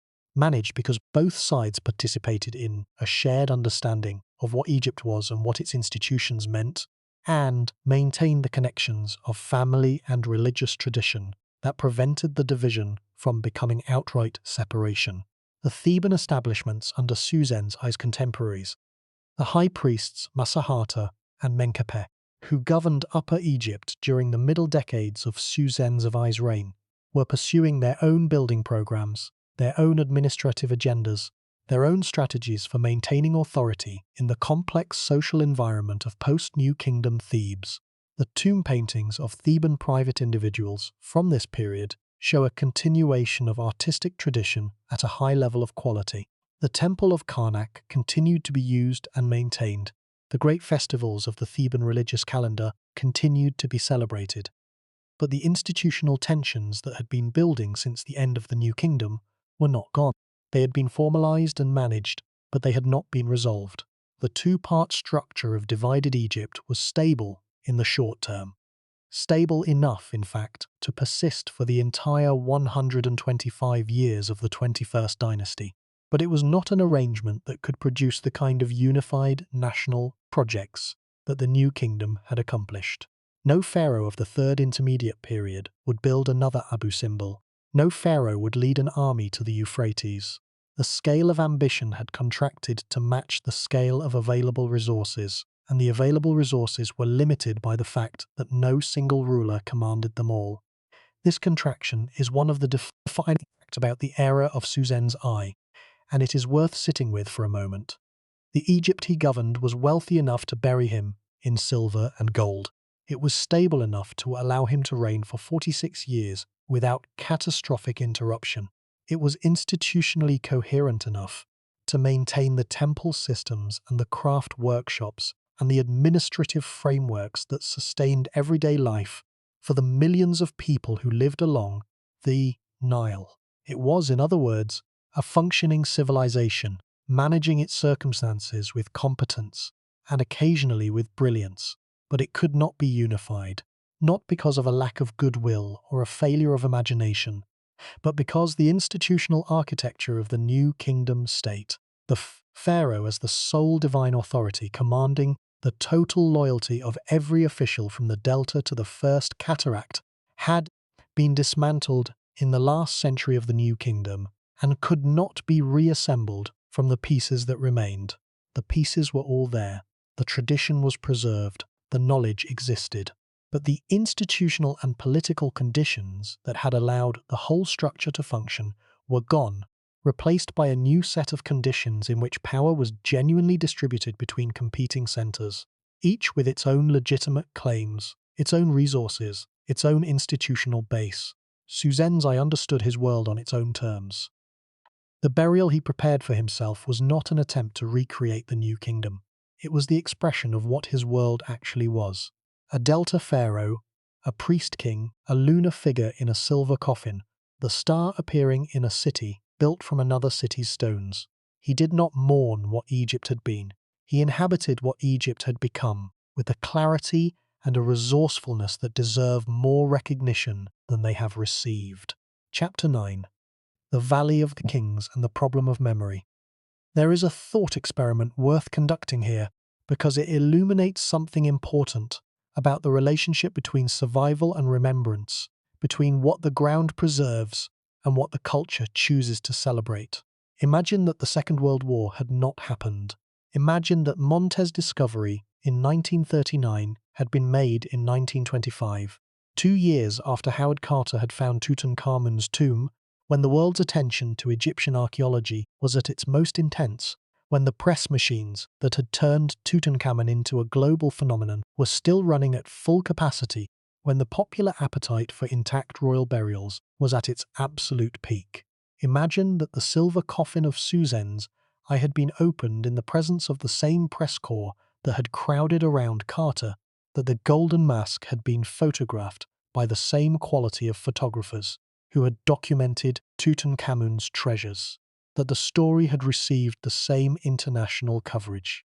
In that imagined history, the name Psusennes I would be known to every schoolchild who studies ancient history. The silver coffin would appear alongside the golden mask of Tutankhamun in every overview of Egyptian burial practice. The third intermediate period would be understood as a period of continued cultural achievement rather than as a gap between more famous eras. The Cairo Museum's Tanis galleries would be among the most visited in the building. None of that happened. The accident of timing, a discovery made in the last months of peace, before the most devastating war in human history, determined that the silver pharaoh would be a specialist's figure rather than a popular one. The contingency is total. There was nothing about the quality of the objects, nothing about the historical significance of the discovery, nothing about the skill of the archaeologist or the interest of the story that made the obscurity inevitable. It was pure accident of timing. The world was not looking when the silver coffin was opened. This thought experiment is useful, not because the imagined alternative history is achievable or important, but because it highlights how much of what we know and care about in the past is determined by the circumstances of discovery, rather than by the intrinsic importance of what is discovered. The past is not uniformly preserved.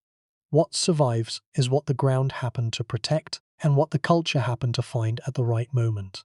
The objects in the ground do not choose when to be found. They wait, as Psusennes I waited, for whatever circumstances eventually bring a human being to the right spot with the right tool and the right curiosity. The Valley of the Kings is famous in part because it was the target of sustained, well-funded archaeological attention beginning in the 19th century and continuing through the 20th, attention that was itself shaped by the romantic and colonial assumptions about ancient Egypt that drove so much of early Egyptology. The delta sites, by contrast, were largely ignored for much of the same period. Too wet, too flat, too confusing in their stratigraphy, too lacking in the visual drama that attracted Victorian explorers and their patrons. The concentration of Egyptological attention on the Theban sites is not simply a function of where the most important things are. It is a function of where the most accessible and visually dramatic things are, which is a different question entirely. Psusennes I is the Delta's answer to the Valley of the Kings. He is the proof that the South's monopoly on spectacular royal burial was an artifact of where the archaeologists were looking, not of where the pharaohs were being buried. He is the king who waited longest, whose silence was most complete, whose obscurity was most absolute, and who, when found, turned out to have been lying in a golden mask in a silver coffin for 3,000 years, as magnificent as anything the New Kingdom had produced, as carefully prepared and as richly equipped as any royal burial in the history of ancient Egypt. Let that sink in.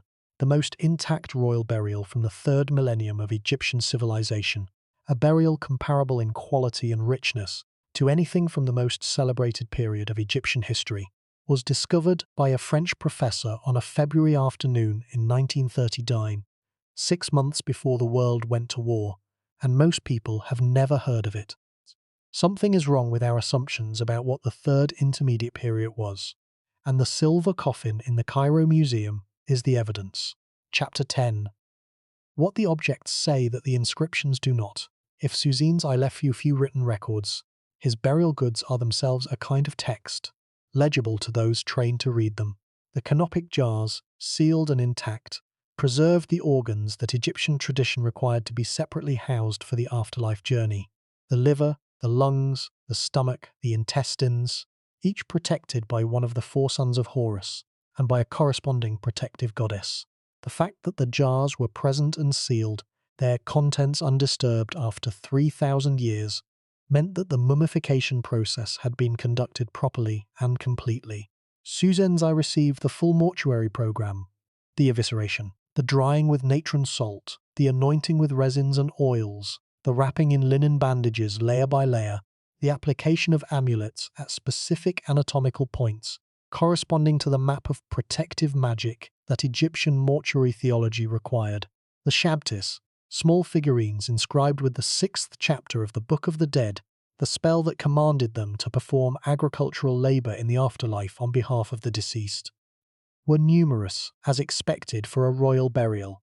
Each Shabti was a worker standing ready to answer the call when the divine supervisors assigned their quota of labor in the fields of the afterlife. The quantity of Shabtis in a royal burial reflected the ambition and the wealth of the commission. More Shabtis meant more substitutes available, more chances that the laborious tasks of the divine agricultural cycle would be performed efficiently on the king's behalf.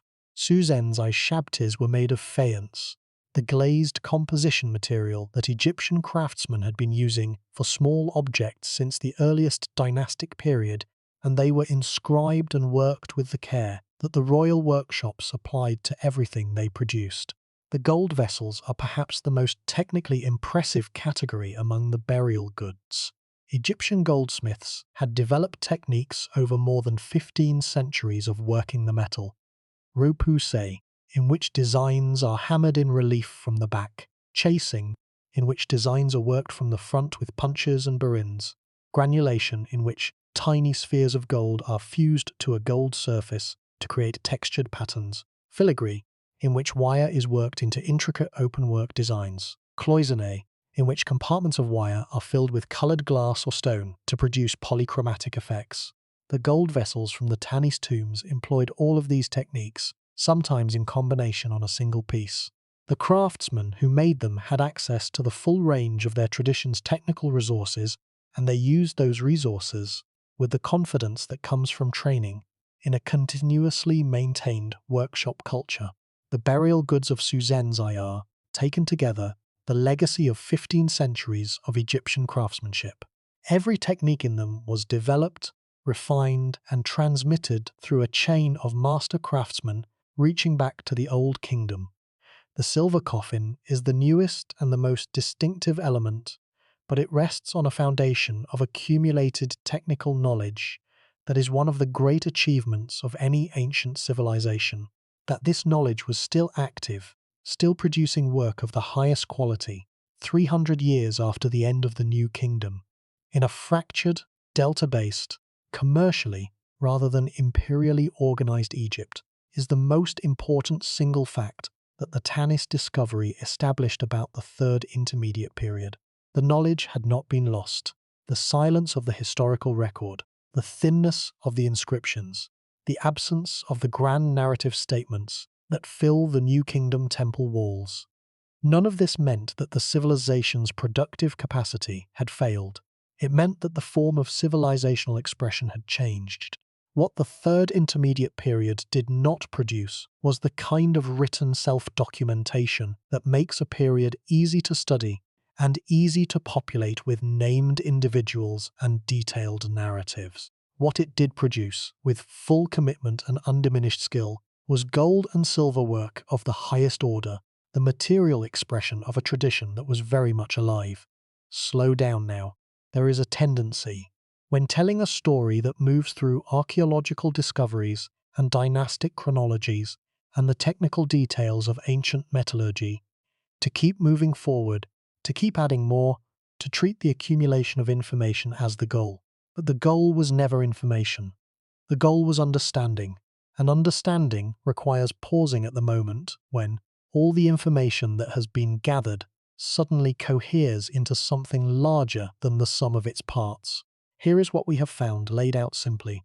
A king nobody has heard of, who ruled a fractured Egypt for almost 50 years and built his capital from the stones of an earlier city and was buried in a silver coffin inside a golden mask, inside a tomb that no one disturbed for 3,000 years, was discovered by a French professor in the last days of peace for the Second World War, and the world did not notice, and has largely continued not to notice for 85 years since.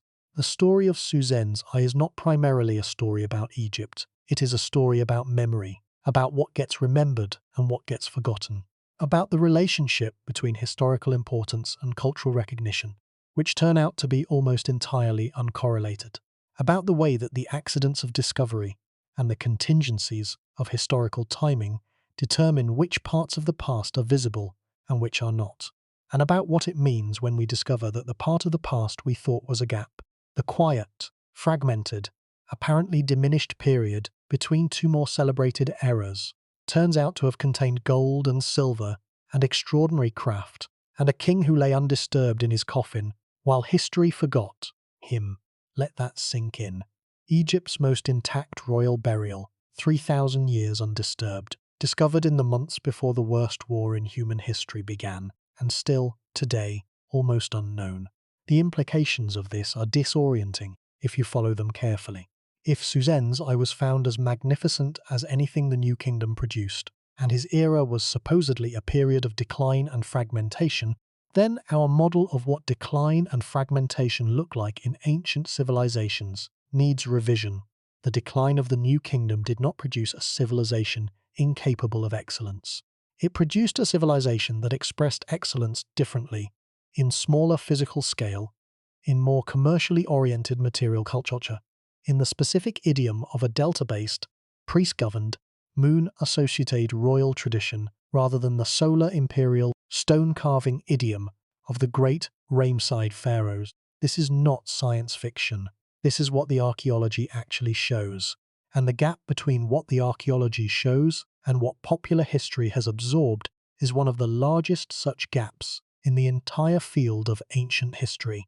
The Egyptian civilization that produced Psusennes had been continuous for more than 2,000 years by the time he was born.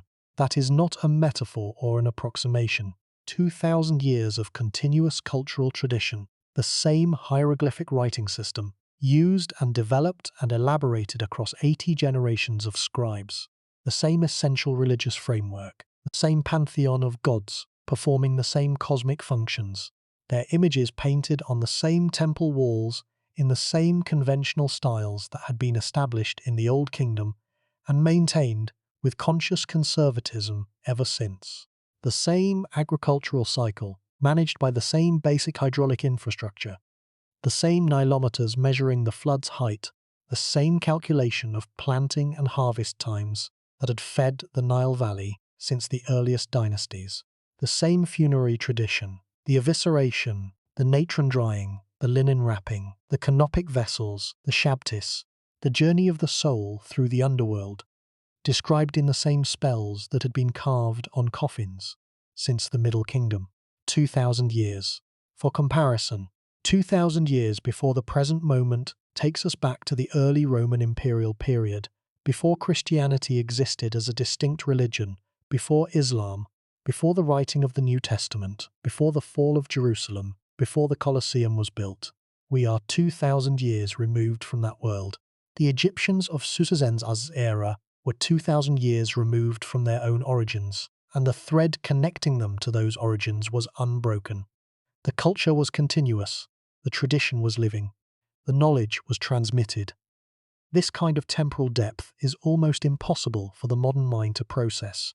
We live in a civilization that measures its deep roots in centuries, perhaps in 2,000 or 3,000 years at most. if we are counting from the earliest literary traditions of the Western or Eastern heritages. Egyptian civilization in the Third Intermediate Period was already older, relative to our world, than our world is now. It was ancient when Psusennes I was born. It was ancient when his great-grandfather was born. It was ancient in a way that no living civilization has yet become, and yet it was not dead. It was not a preservation society, maintaining forms emptied of content.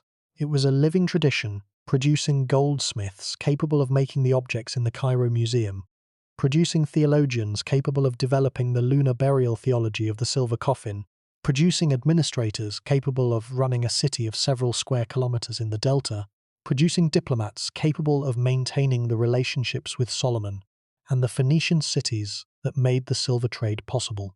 The forms were old, the content was alive.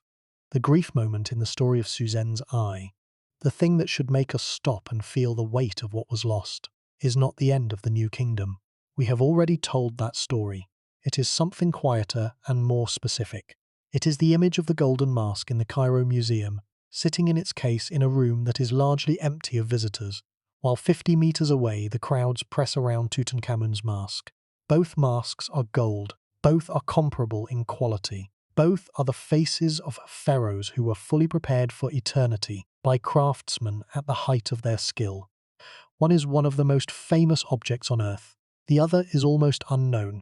The mask of Psusennes I deserves better, not because its claim on our attention is greater than Tutankhamun's. It is not, and this is not a competition. But because the obscurity of the silver pharaoh has produced a distorted understanding of Egyptian history that affects how we comprehend one of the most remarkable civilizations in human experience. The Third Intermediate Period is a real period, with real achievements, real characters, real stories. The silver coffin is the physical evidence that the dismissal of that period as a gap between greater things is wrong. And as long as the silver pharaoh remains unknown, the dismissal persists, and our understanding of Egypt and of civilizational continuity and resilience more generally is diminished. There is a second grief in this story that goes beyond Egyptology. It is the grief of the wartime silence, of the discovery that fell into the crevasse between peacetime and the most violent event of the 20th century. Pierre Montet spent decades at Tanis, years of patient work in difficult conditions, building the kind of scholarly understanding of a site that is the unglamorous but essential foundation of real archaeological knowledge. And when his patience was finally rewarded, when the tomb appeared and the silver coffin was revealed, and the golden mask looked out at him from the darkness of a burial chamber, undisturbed for 3,000 years, the world was elsewhere. The bombs falling on Warsaw in September of 1939 were more immediate than the mask of a pharaoh no one had heard of. Of course they were. They were, but the silver coffin waited, and the mask waited, and Montet's photographs waited, and eventually the war ended, and the scholarly publications appeared, and the objects went into the museum cases, and the world had moved on to other things. This is not a complaint. It is a fact about the nature of historical memory and the circumstances in which it forms. The things that become famous because of a combination of intrinsic quality, circumstance of discovery, and the cultural appetite of the moment in which they appear. Psusennes I had the intrinsic quality. He did not have the circumstance or the cultural moment, and the result is an obscurity that sits, quiet and unjust, in a room in the Cairo Museum where a golden mask waits for the attention it has never received. Let that sink in one more time. Pierre Montet found what may be the greatest intact royal burial in Egypt outside the New Kingdom, and the world did not stop, and did not notice, and does not know. The deeper truth about Psusennes I, then, is not primarily about the Third Intermediate Period, or the 21st Dynasty, or the theology of silver coffins, or the archaeology of Tanis. It is about the radical contingency of historical memory. It is about the fact that what we know about the past is a function of what survived, what was found, when it was found, and what the world was paying attention to at the moment of finding. The past does not sort itself by importance and present itself to us in order of significance. It presents itself in the order that accident, geology, funding, political circumstance, and the luck of a French professor's timing determine. The silver pharaoh is as important as Tutankhamun. History has simply not yet made the adjustment. There is a pattern that runs through the archaeological record of overlooked civilizations that should make us deeply humble about the limits of our own knowledge of the past. We saw it in the story of Cahokia, the great Mississippi Valley city that was larger than contemporary London and was forgotten so completely that its very name is lost. We saw it in the Indus Valley civilization, whose 250 years of urban culture covered more territory than Egypt and Mesopotamia combined, and whose writing system we still cannot read. We saw it in the third intermediate period of Egypt, which produced a golden mask and a silver coffin that sit in comparative obscurity, while the golden mask of a minor New Kingdom boy king attracts the world's attention. The pattern is this. The archaeological record is not a representative sample of what existed.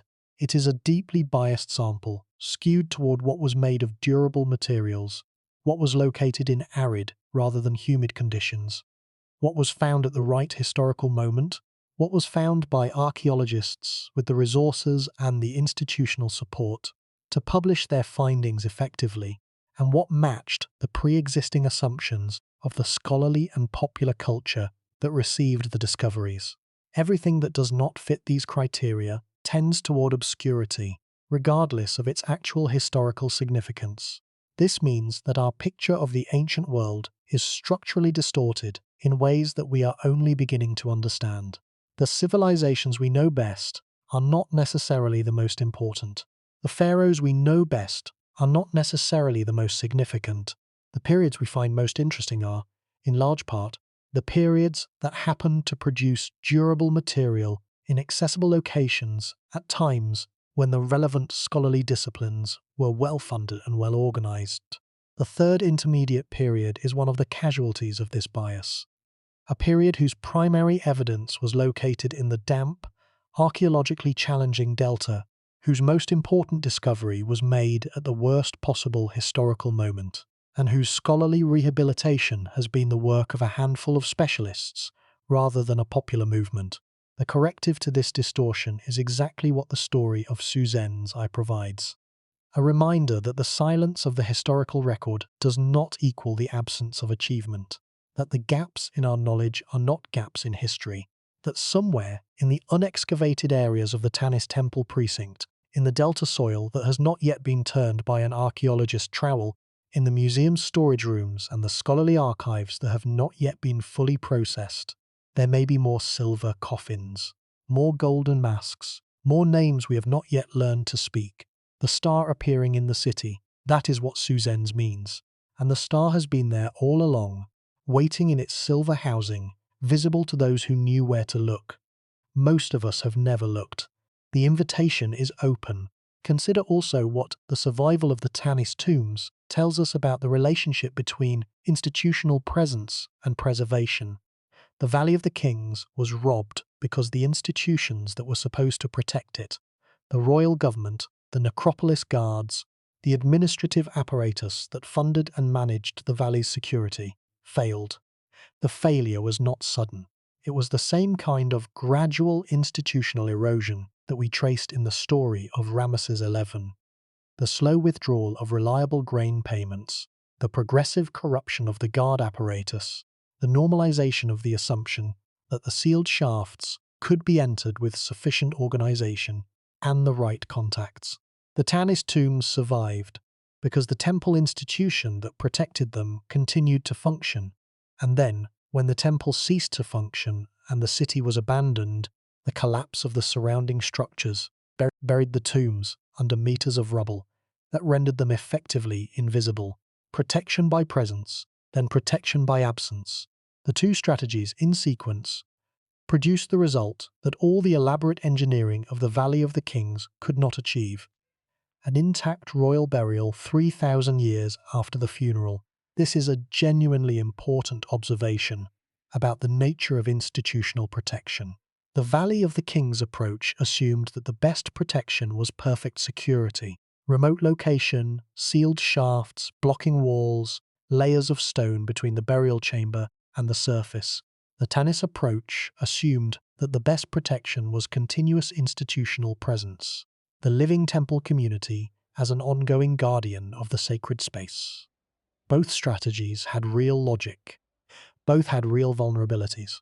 The Valley of the Kings strategy was ultimately defeated by the human element, by the people who knew where the tombs were and who could be recruited or corrupted into helping break them open. The Tanis strategy was ultimately protected by the human element in a different way, by the fact that when the institutional presence ended and the city was abandoned, the knowledge of exactly where, within the temple precinct, the tombs were located, was lost along with everything else, and the rubble covered the rest. The Tanis tombs were not inviolable.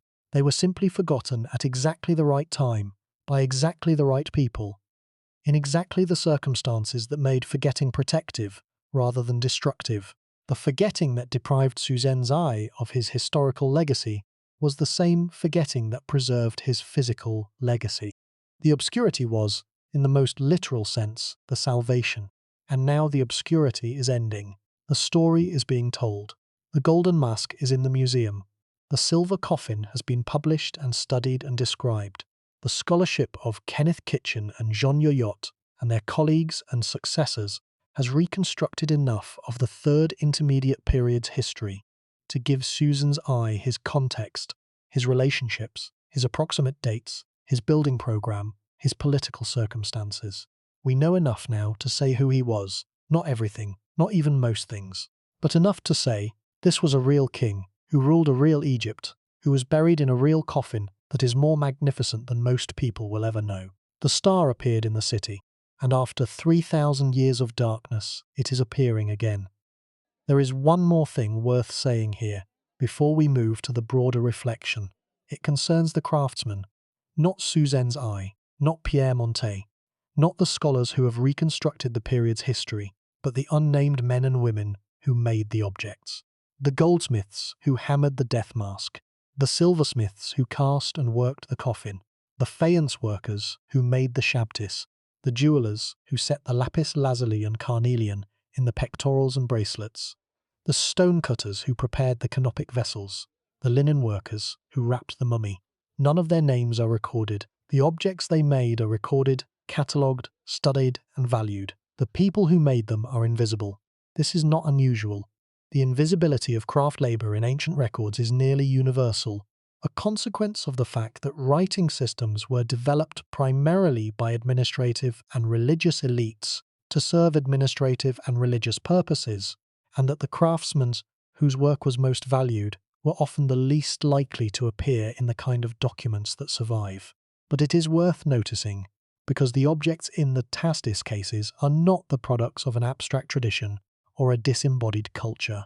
They are the products of specific people with specific skills, working in specific workshops on specific days, making specific decisions about proportion and technique and material that determined how those objects look today.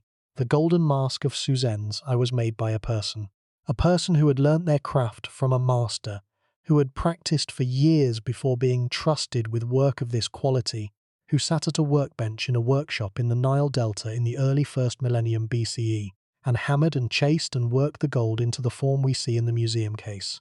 That person is gone as completely as Psusennes I himself. Their name is not recorded anywhere, their face is unknown, their life is invisible to history, and yet their work survives, perfect and present and visually compelling, 3,000 years after the day they finished it and set it down. The tradition that trained them, and the institutional stability that gave them the time and the materials to do their best work, are what made the golden mask possible.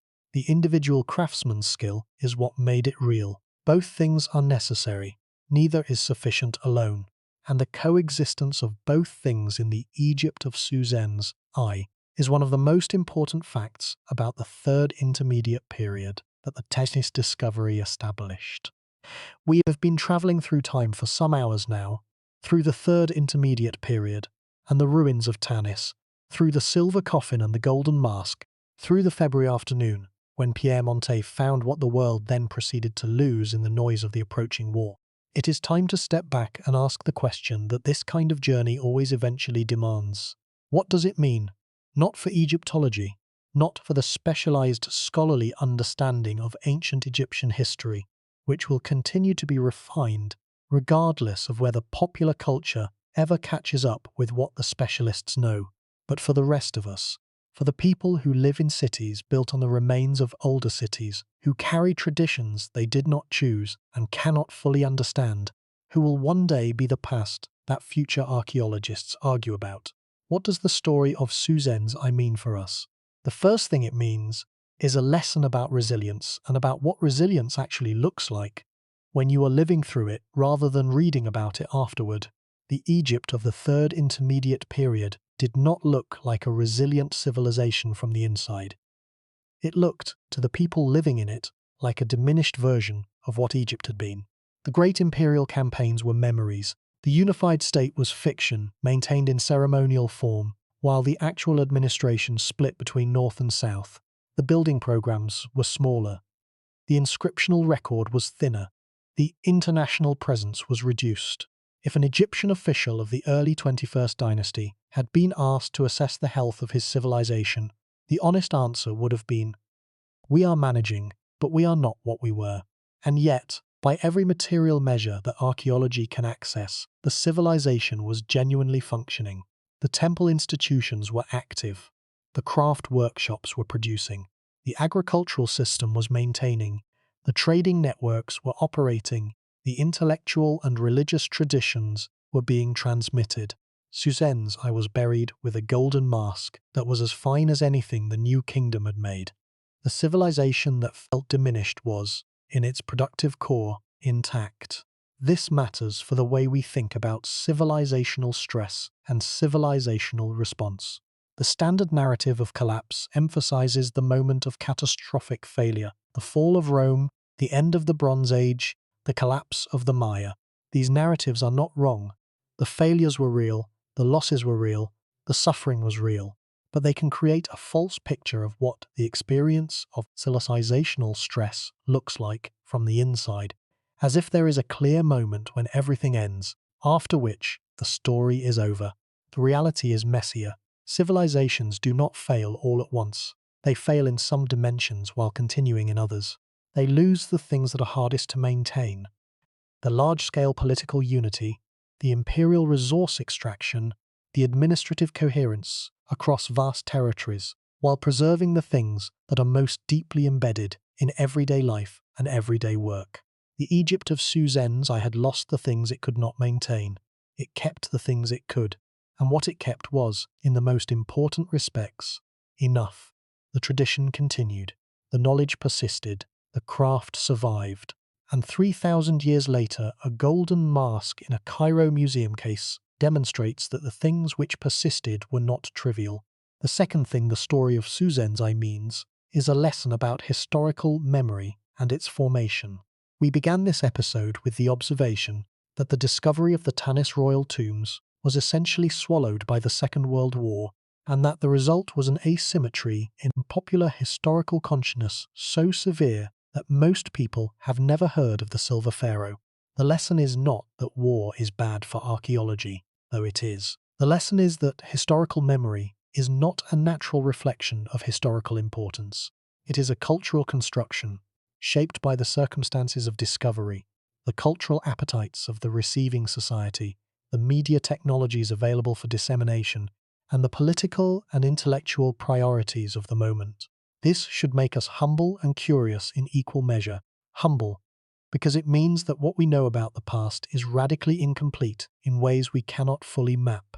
We cannot look at the gaps in our knowledge and see their content. We can only notice, when something like the Tanis discovery is made, that the gap was there and that filling it changes the picture. And curious, because the implication is that the picture continues to be incomplete. The Tanis tombs were there for 3,000 years before Montet found them. What else is there, waiting, in the unexcavated areas of the sites we already know, in the ground beneath cities that are still inhabited, in the delta mud that archaeology finds so difficult to work in? The answer, almost certainly, is more than we imagine. More silver coffins, possibly. More golden masks, perhaps. More intact burials of kings and officials who ruled and were mourned and were carefully prepared for eternity and were then forgotten as completely as Psusennes I was forgotten. The ground is patient. The objects are durable. The wait can be very, very long. And we should feel something about that. Not panic, not urgency. Though urgency has its place, given the rate at which archaeological sites are being damaged or destroyed by development, agriculture, climate change, and conflict. But something more like the specific emotion that the Egyptian word for mourning implies. A recognition of loss, an acknowledgement of what is absent, a willingness to hold the absence in mind without filling it with false certainty. This is a misunderstanding that the Silver Pharaoh's story directly challenges. His golden mask is the evidence that the supposedly minor epilogue contained achievement as fine as anything in the main event. Perhaps Egypt was not a civilization with a single golden age followed by decline. Perhaps it was a civilization of remarkable consistency, finding different forms of expression in different circumstances, maintaining its essential character across 3,000 years of change, producing masterpieces in the third intermediate period, just as it had in the New Kingdom. This is not science fiction.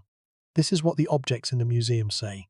The golden mask says it, the silver coffin says it, the tradition says it, and Psusennes I, the silver pharaoh, lying in his delta tomb for 3,000 years while the world forgot his era, says it with the quiet authority of a man who knew what he was worth.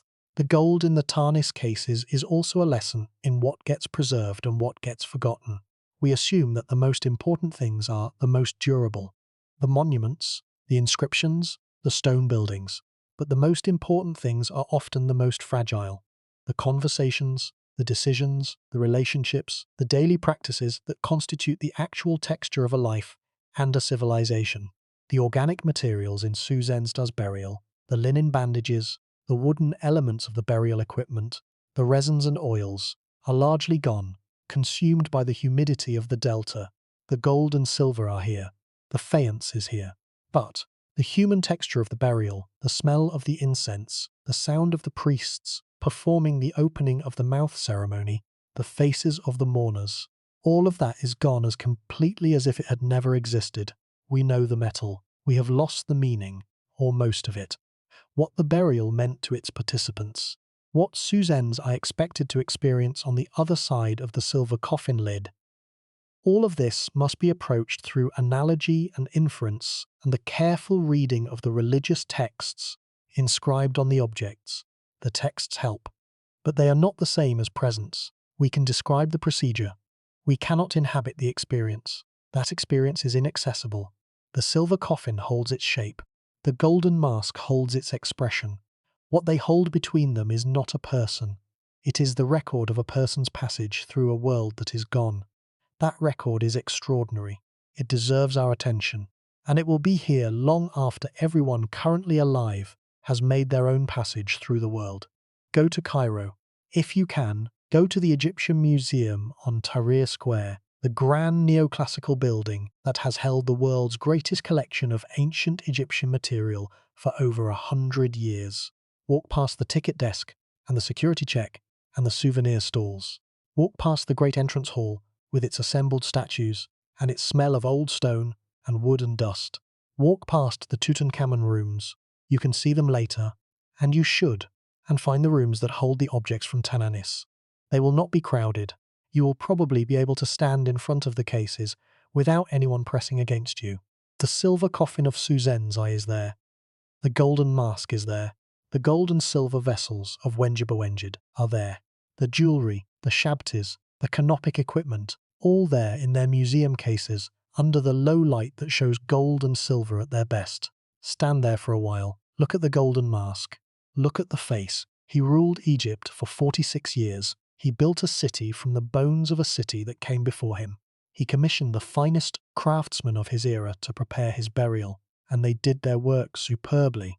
And when he died, they placed him in a linen-wrapped mummy, in a silver coffin, in a granite sarcophagus, in a limestoned tomb in the middle of his capital city, and performed every ritual that 3,000 years of mortuary tradition required, and sealed the tomb.